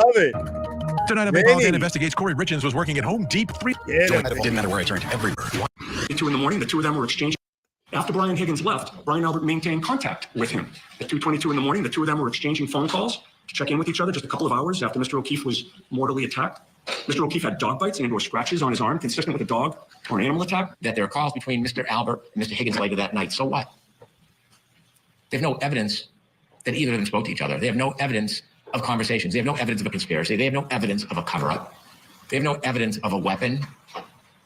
What we know is John O'Keefe never went in the home. So, third parties. Did someone else kill John O'Keefe? Can the defense make that argument? What evidence is there? That's what we're looking at right now. And here I want to focus in on the Alberts, right? The ones who own the home. And I'm talking about Brian, but also his son, Colin. But let's begin with Brian Albert, because one of the unusual circumstances that came up during that first trial that we learned about were the butt dials between Brian Higgins, who we just talked about, and Brian. I have a suspicion.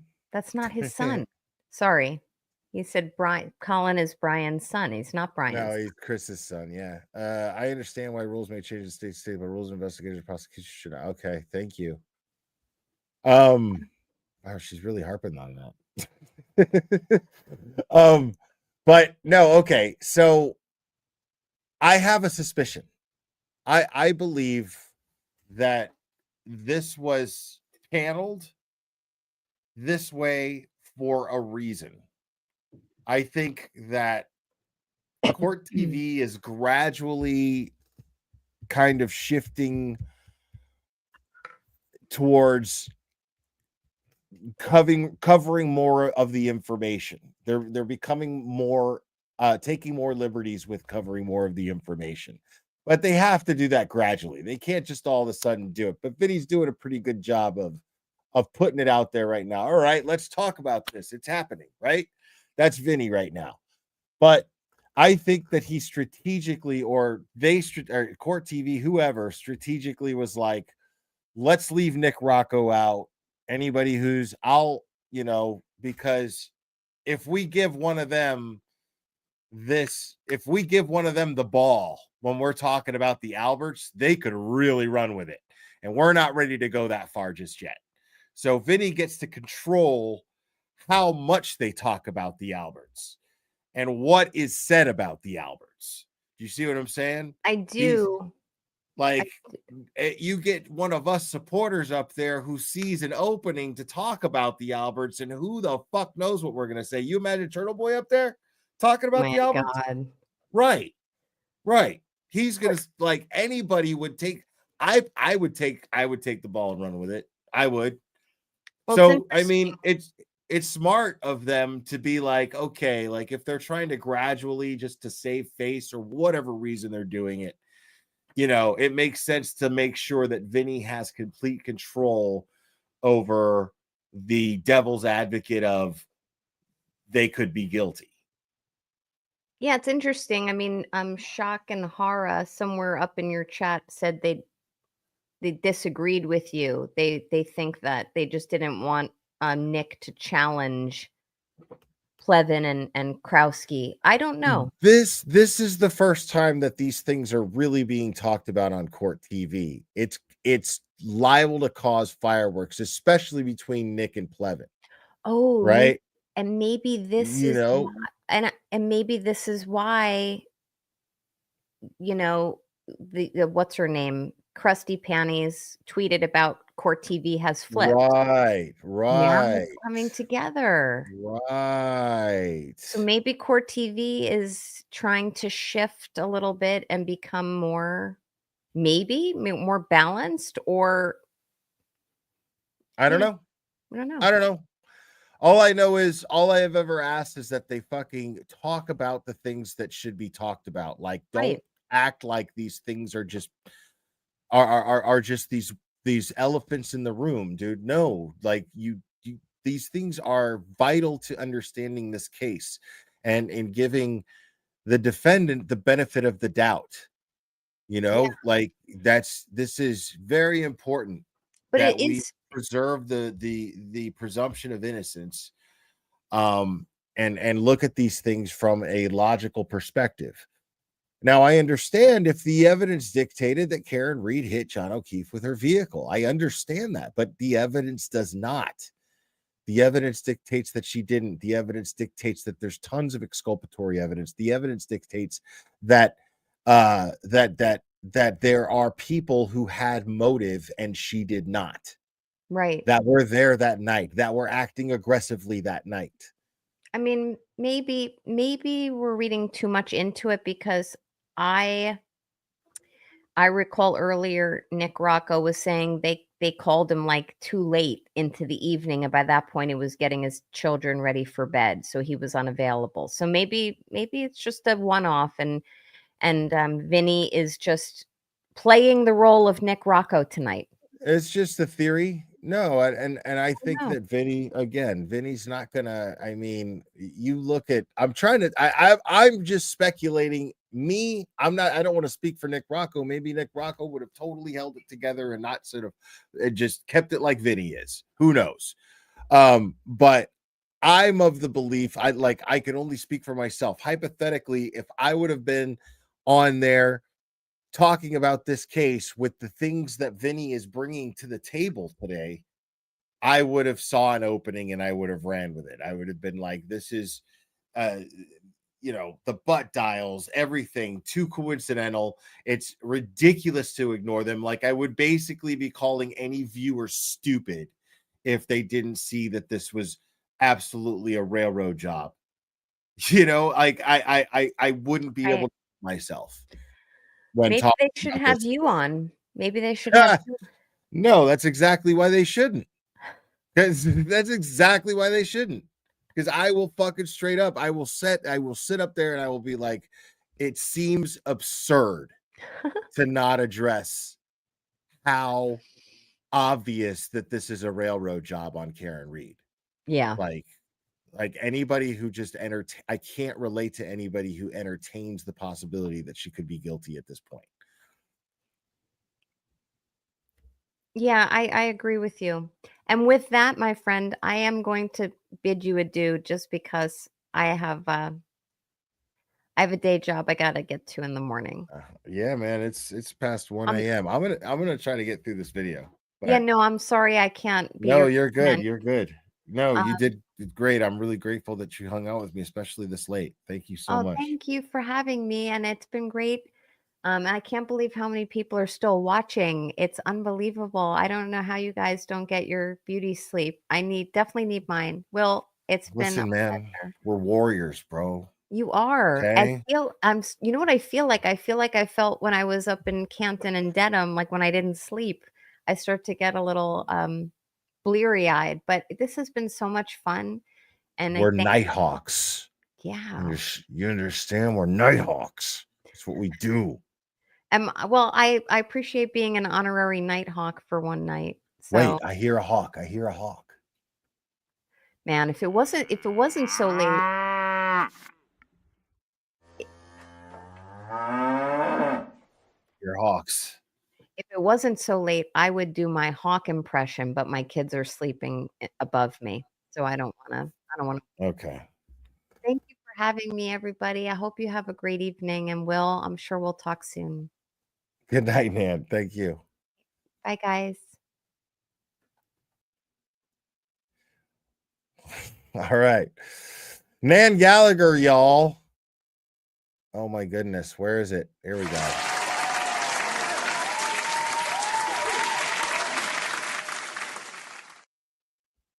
Brian Albert. Take a listen. Sir, did you make any phone calls after you went to bed between the hours of 1:45 a.m. and 6:30 a.m.? Yes, Who did you call? I inadvertently called Brian Higgins. What time? I don't recall the exact time. After 2. 2:22 and 35 seconds. Does that sound familiar? Yes. Did you speak to Brian Higgins at any point between 1:45 a.m. and 6:30 a.m. that night? No. You say you inadvertently called him at 2:22 in the morning. Bro, you can see the fucking stone coldness in his eyes, dude. You can just see it. Like you'd have to be blind. You know what I mean? If you've been around, dude, this dude is as cold as they come.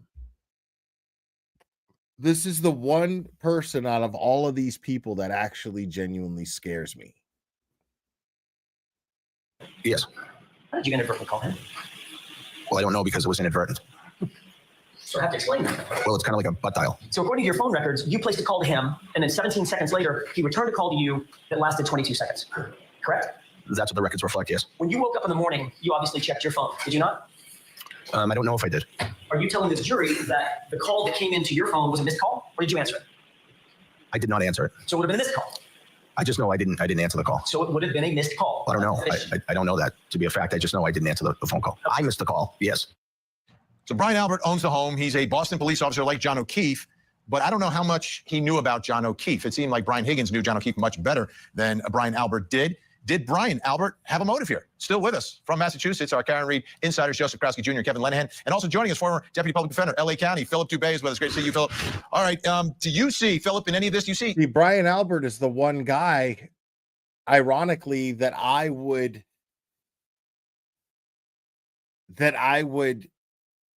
discount as requiring a motive. That's what's weird is Colin Albert. I have to be like, nah, there's got to be a motive there, you know. But I just see Brian Albert as being capable of just, for the fuck of it, for the fuck of it, giving some dude a tune-up, and then it just happens to go too far.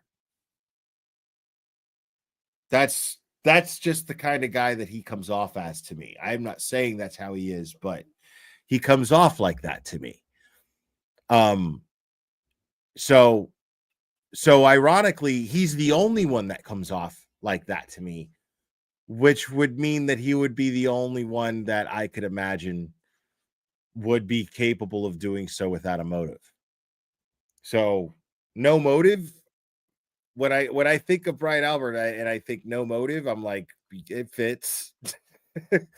But the rest of them, no, I need a motive. You know, I don't know. I'm real big on motive, but Brian Albert gives me those doesn't need a motive vibes. See any sort of motive that Brian Albert would have to kill John O'Keefe? Zero.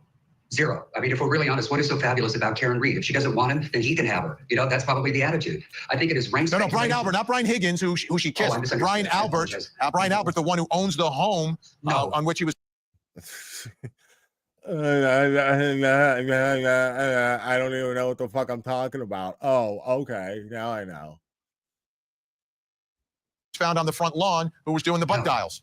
No, not at all. Otherwise, why would he have invited him over? Why would they even have him over? Why? So they could have this spectacle of him being murdered, almost like a gladiator type fight. Everybody gets to take their wax for what? Yeah. Or some type of beef that they had years prior regarding somebody cutting across somebody's lawn. It is desperate and it's absurd. And I predict that the judge will never allow this third party culprit. It's not absurd. You saw how they were acting in the waterfall. Evidence in, unless they can prove something more than means. I would almost agree that it would be absurd.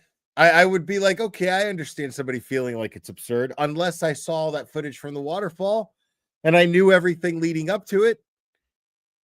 An opportunity, because the crux, Vinny, and maybe Joseph can chime in on this, and Al. You don't have to prod Joseph Krowski Jr. to chime in on anything. No, remember, the whole idea is to raise doubt as to who the true culprit is. And when you just are raising the opportunity and maybe even a motive, as opposed to something that directly links them to the homicide, then you're asking a jury to acquit based on an unreasonable doubt, or what we sometimes call in the law just a mere shadow of a doubt. There has to be something more, in my opinion, anyway. And if you don't have it, then under the case law, you just can't allow it in, because what it does is it truly distorts the definition of reasonable doubt into an unreasonable doubt. Well, let's talk about the dog, Chloe. Here's Nicole Albert talking about Chloe. Ms. Albert, you don't have Chloe anymore, do you? Nope. In May of 2022, 4 months after Mr. O'Keefe's death, you got rid of your family dog of 6 years. Objection. Oh, is that true? Is that when you got rid of your dog? I did not get rid of my dog. I rehomed my dog. Now, as I pointed out before, if you guys have been with me and following this for quite a while now, long before this trial started, Jennifer Twattendaffer was the one and only person who seemed to know where Chloe was, and was the one and only person who used the word rehomed to describe Chloe. And then, lo and behold, this trial starts, and Brian and Nicole Albert sit up there and use the word rehomed, and they make sure it's specified. No, I did not get rid of my dog. I rehomed my dog. It's not a coincidence. It's not a coincidence.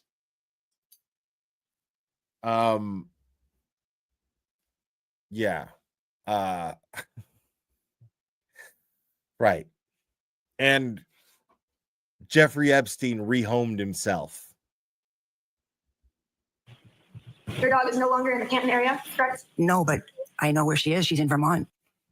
Okay, and the reason, Joseph, that Chloe is such a big part of the talk about this case and could be part of the trial is we've got dog bite experts coming in from both sides. We've got the photo of John O'Keefe's arm, which everyone has an opinion on. What are your thoughts about the dog and Brian Albert? It's his dog in his home. It's the dog that didn't alert when there were people in the front yard. It's the dog that was gone. Well, we know, despite rumors to the contrary, Chloe is very much alive. The Commonwealth had an expert go out and take dental impressions of Chloe that they're going to seek to admit at trial to dispel the notion that those are actually. Now, it's interesting that he's saying that. He's saying that with the utmost certainty, right? This is a man, an educated man, who's saying with the utmost certainty, not, hey, well, the Alberts are claiming that, the Commonwealth is claiming, no. That's not what he's saying. He's saying definitively what has taken place. Sorry, excuse me, Trooper Paul. Definitively, what has definitively taken place here is that the Commonwealth has taken impressions of Chloe's teeth, and that's it. Like, that's for sure Chloe. This guy is saying it with the utmost certainty that it's for sure Chloe. When it could just be any fucking German Shepherd. How are we supposed to know that's Chloe? Prove that that's Chloe.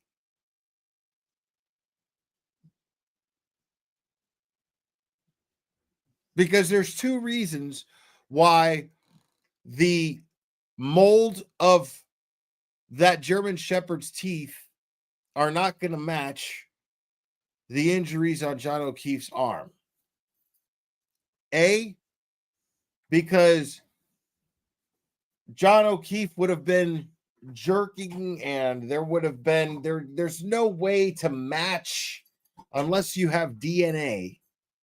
There's no way to match unless you took DNA samples from his wounds, which they didn't do, by the way, which I found very, very strange. There's no way to prove that to match those. There's no way. Reason number two, why those molds are not going to match John O'Keefe's arm, because that's not Chloe's mold. That's some other German Shepherd. Chloe's fucking dead.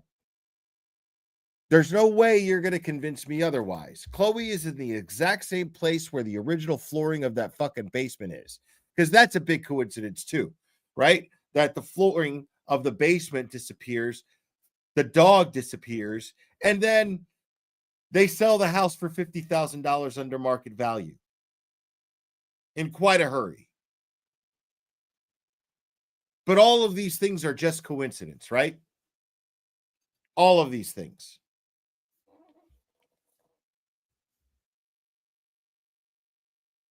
And I'm not going to be gaslit to think like I'm being paranoid. These are not, there are way too many coincidences for these things to be a coincidence. I'm not fucking crazy. You all are not fucking crazy. These people were lying in open court. These people were caught lying, some of them, to a grand jury.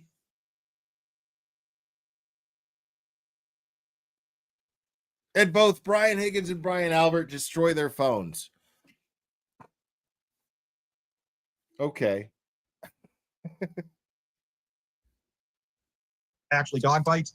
It sounds like from the presentation of the Commonwealth, they are also going to line up those injuries with a vehicle impact, the collision, something they weren't able to do at the first trial. And I have touted many times that advantage typically goes to the Commonwealth in a retrial because they're able to take any deficiencies and weaknesses and correct them and fix them. And the shock and awe benefit to the defendant at the first trial is somewhat blunted. Look, Chloe's only relevant if two things can happen. Dr. Russell can convince a jury that those are actually dog wounds, and the defense can actually articulate a plausible scenario how it is that Chloe would somehow be involved and interact with John O'Keefe. You would have to have John O'Keefe in that house, and all the forensic data that I have seen to this point keeps John. Okay, see, you're talking about, because I mean, sure, all that shit's great. That would be really helpful to the defense if they manage to pull all that shit off that you say that they got to do. But the problem is that you're forgetting, Mr. Attorney, is that the burden of proof isn't on them. I mean, they can, as long as it creates enough doubt in the bullshit theory that a taillight did that to John O'Keefe's arm, that's all they need. That's all they need. John O'Keefe outside in the front yard in the area of that flagpole. One final note. I was just kidding about my mother. I would not actually use her as a third party. We were going to bring her in She next texted segment. me. We were going to bring her in next segment. By the way, for folks watching at home, you may notice on the bottom right part of your screen, the jury clock on the verdict watch for North Dakota versus Nicole Rice has stopped. That means one of two Great things, point, right? Olivia. We have Thank a verdict you. or the jury's going home. And I'm hearing the jury has gone home for the night. So make sure you tune in first thing tomorrow morning to Julie Grant as our verdict watch continues in that case. In the meantime, And finally, Colin Albert is a potential suspect. He had been in a feud with John O'Keefe. He'd thrown beer cans in his bushes, told him to F off. We have a good faith basis to claim that. This is the same Colin Albert who testified under oath he had never been in a fight in his life, yet there are videos of him clearly desperate to beat up others. The same Colin Albert who had scraped up knuckles just a few weeks after John O'Keefe's death. All stuff Turtle Boy uncovered. All that stuff. Okay, let's take a look at those pictures first, because I know they're going to come up in the conversation. We begin with Colin at Fenway Johnny's, February 26th. Clearly, there's something going on with the knuckles there. They are scraped. Here's Colin Albert explaining those injuries. How'd you get those injuries? I was at a party, my house party, my senior year, and I remember it being icy out, and it was kind of like a steep hill of a driveway, and I was walking up the driveway, and I slipped down the driveway, and I tried to catch myself, but I had something in my left hand, so I tried to brace myself with my right hand, and I ended up sliding a little bit down the driveway. What'd you have in your left hand? If I remember, it was either my phone or a beverage. And here, like, how do you not? What do you mean? Like, how do you not remember that? You don't know your phone or a beverage? Like, those are pretty specific differences right there. And like, you're sitting here and you remember all the details of that. Like, I've gotten injuries where I didn't even know how I got them. Even times where like I wasn't even drinking. A lot of times they happen at work. You know what I'm saying? Like say you work in a kitchen, you end up with cuts and shit that you're like, I don't even know how I fucking got that. You know? But he's fucking lying. Because nobody breaks their nobody does that with their knuckles, dude. Let me tell you something, dude. I actually slipped and I broke my wrist like that. It wasn't ice, but it was at a show. I saw a band, one of my favorite bands called The Bronx, and I saw them live. And the venue, the floor got slippery if it got wet, and I slipped and I went to catch myself, just like Colin is saying that he did, but I definitely did not do this with a closed fist on my knuckles. That's crazy. Why the fuck would I do that? That would not be I'm going to extend my hand as much as I can so that it provides the most possible stability for me to catch my fall. Now, when I did this, my weight hit my wrist and bent it and broke it. And so, right. But what I did not do was close my fist to further that risk even more. So my point being is that it's not a natural instinct for someone to close their fist when they're to catch themselves to hit from hitting the ground. That's crazy. Why the fuck would you do that? Why the fuck would you put your knuckles through that? Your natural instinct is not going to go there. Your natural instinct is going to.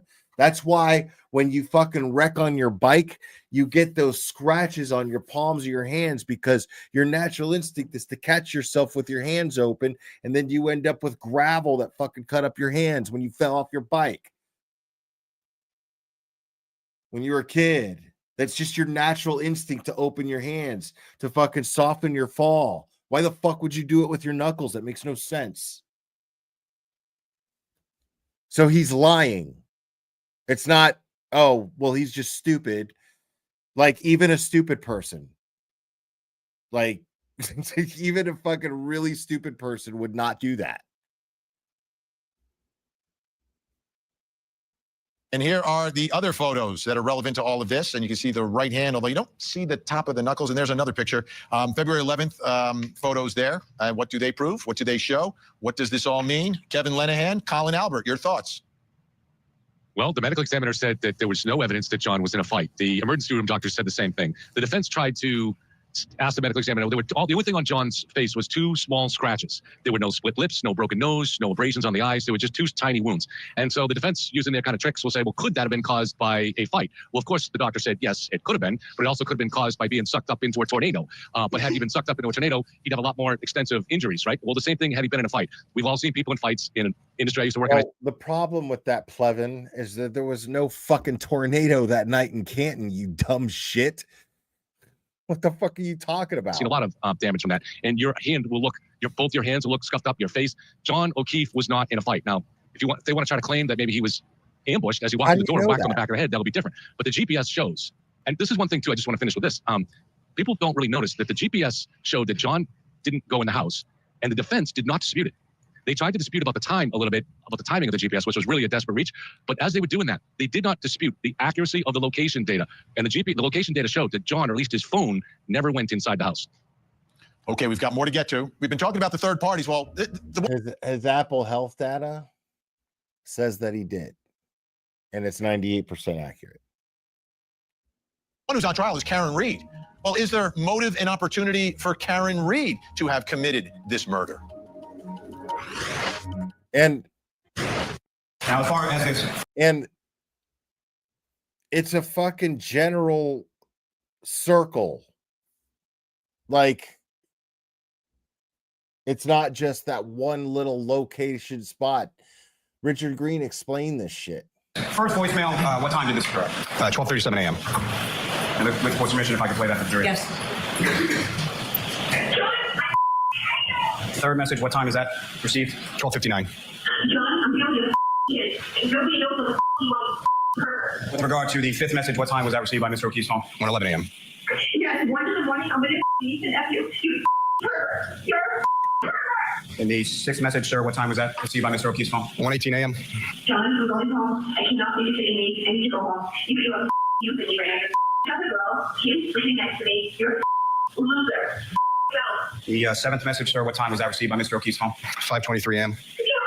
Dude, she's stuck with this dude's kids, man. She's pissed off, man. She's trying to go home and go to bed.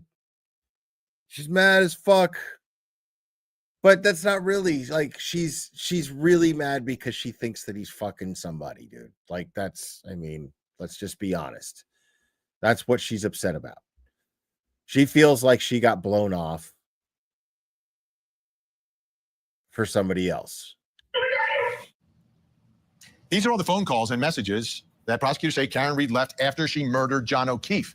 Do they demonstrate the motive in this case for Karen Reed? We've been talking about all these other folks that the defense is going to try to point the finger at during the trial, but we know the trial is about Karen Reed and whether or not prosecutors can prove that she did it beyond a reasonable doubt. Right. Now, is that evidence of motive that we heard in those voicemails that prosecutors say she left after the murder?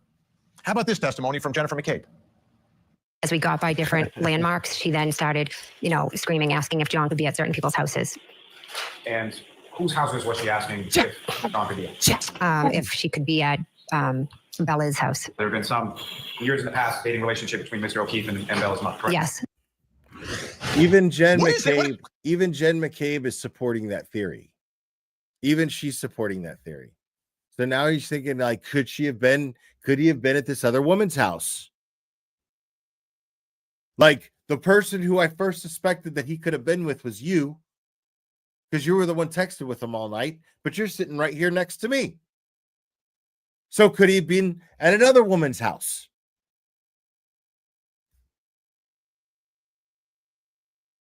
Like, I don't understand what's so hard to understand about that.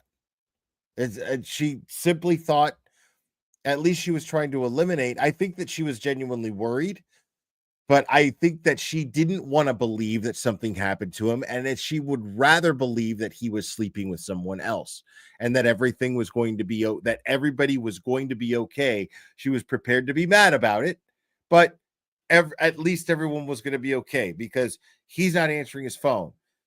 She doesn't know where he is. He's just blowing her off. And she's hoping that that's all he's doing is just blowing her off. But she is worried because it's not like him to just blow her off. But she's treating it like there's no reason to panic just yet. Let me eliminate all the possibilities. Second worst thing, he's cheating. Worst thing, he got hurt somewhere.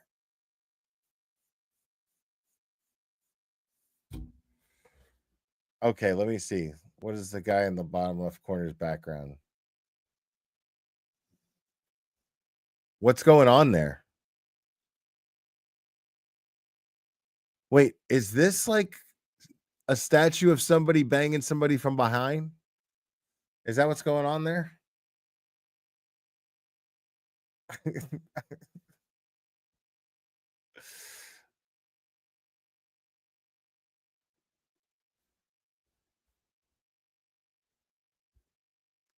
I mean, yeah, he's just got, yeah, that's totally what that looks like. Right here. It's just like this guy is a fucking free, like he's got a bunch of fucking urns of dead people.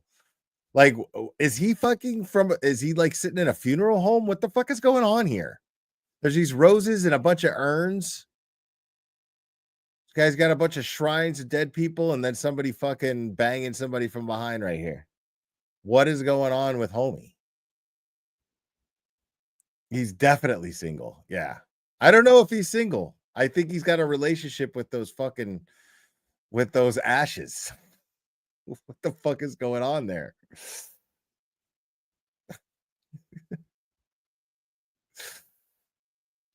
I think I'll sit with you today while we watch Matlock. How do we interpret this stuff with Karen Reed? This jealousy that she seems to have, this belief that John is sleeping with some other woman in the neighborhood. Is that really evidence of motive in this case, Joseph? Well, what I think the problem for the Reed defense is it's demeanor evidence, right? She's charged under the Massachusetts statute with second-degree murder. The Commonwealth need not. It can't be motive, Vinny, because she is doing this after he is supposedly dead, after he was killed.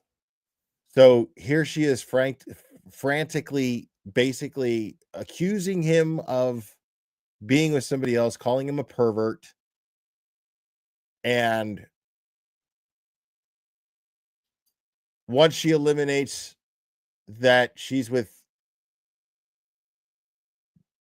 that he could be with Jen McCabe, once she eliminates that possibility, then she goes on to thinking that it's this other person.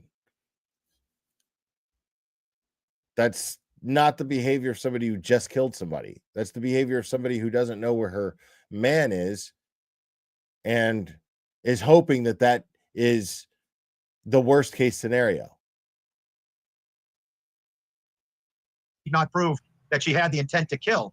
All they have to prove is she had the intent to do an act which created a plain and strong likelihood that death might result. So that's fairly contemporaneous to the time that John O'Keefe was killed at that residence, and it shows what her demeanor is. It also shows issues with impulsivity and lack of impulse control.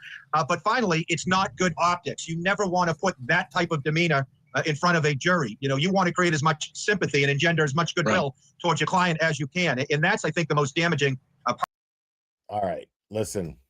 I'm cutting it off, man, because Clubber's letting me know he's got to go. So, yeah, we've gone 3.5 hours. I want to let you guys know that I appreciate you guys so much. If you could hit the like for me, I'd really appreciate it. And make sure to subscribe if you're not already. And if you're new subscribers, I hope you're enjoying the channel, and I hope too many people didn't unsubscribe from me after my rant involving the interaction I had with Sue O'Connell. But you know, I'd rather people who subscribe to me subscribe to all of me, you know.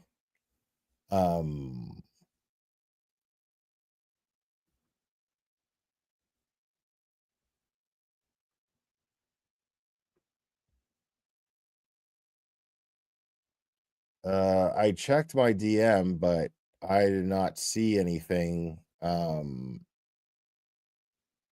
Olivia. Oh, here we go. Bro, look at this shit, dude. Okay. I got it, Olivia. Thank you. This guy, bro. What is going on with this guy, dude? Fucking Paul Bearer. He's like a fucking dude. This guy's fiction, bro. This guy is fucking fiction. I can't with the fucking the variety of shapes and sizes of fucking anti-Karen Reed people, dude. Like it's so fucking crazy. I can't with this. What is going on here? Like this guy just collects dead ashes, bro. And he looks like it's rubbed off on him. You know what I mean? Like, look at his eyes, bro. It looks like they took a toll on his face. It's just being around death. And then it's just like, this is what it's done to my fucking face. I'm just fucking like, that's what happened. Like, think about it. This guy's just around death all the time. Just the silence of urns filled with ashes just sitting around it. And in doing so, when he's not on camera, he's like this. And then what happened was he did this for so long that his face got stuck, where his eyes are just, like his face just got stuck like that. Like, because he did this his whole life, being around all that death. And now, like, his face just got fucking stuck. And now he looks like that.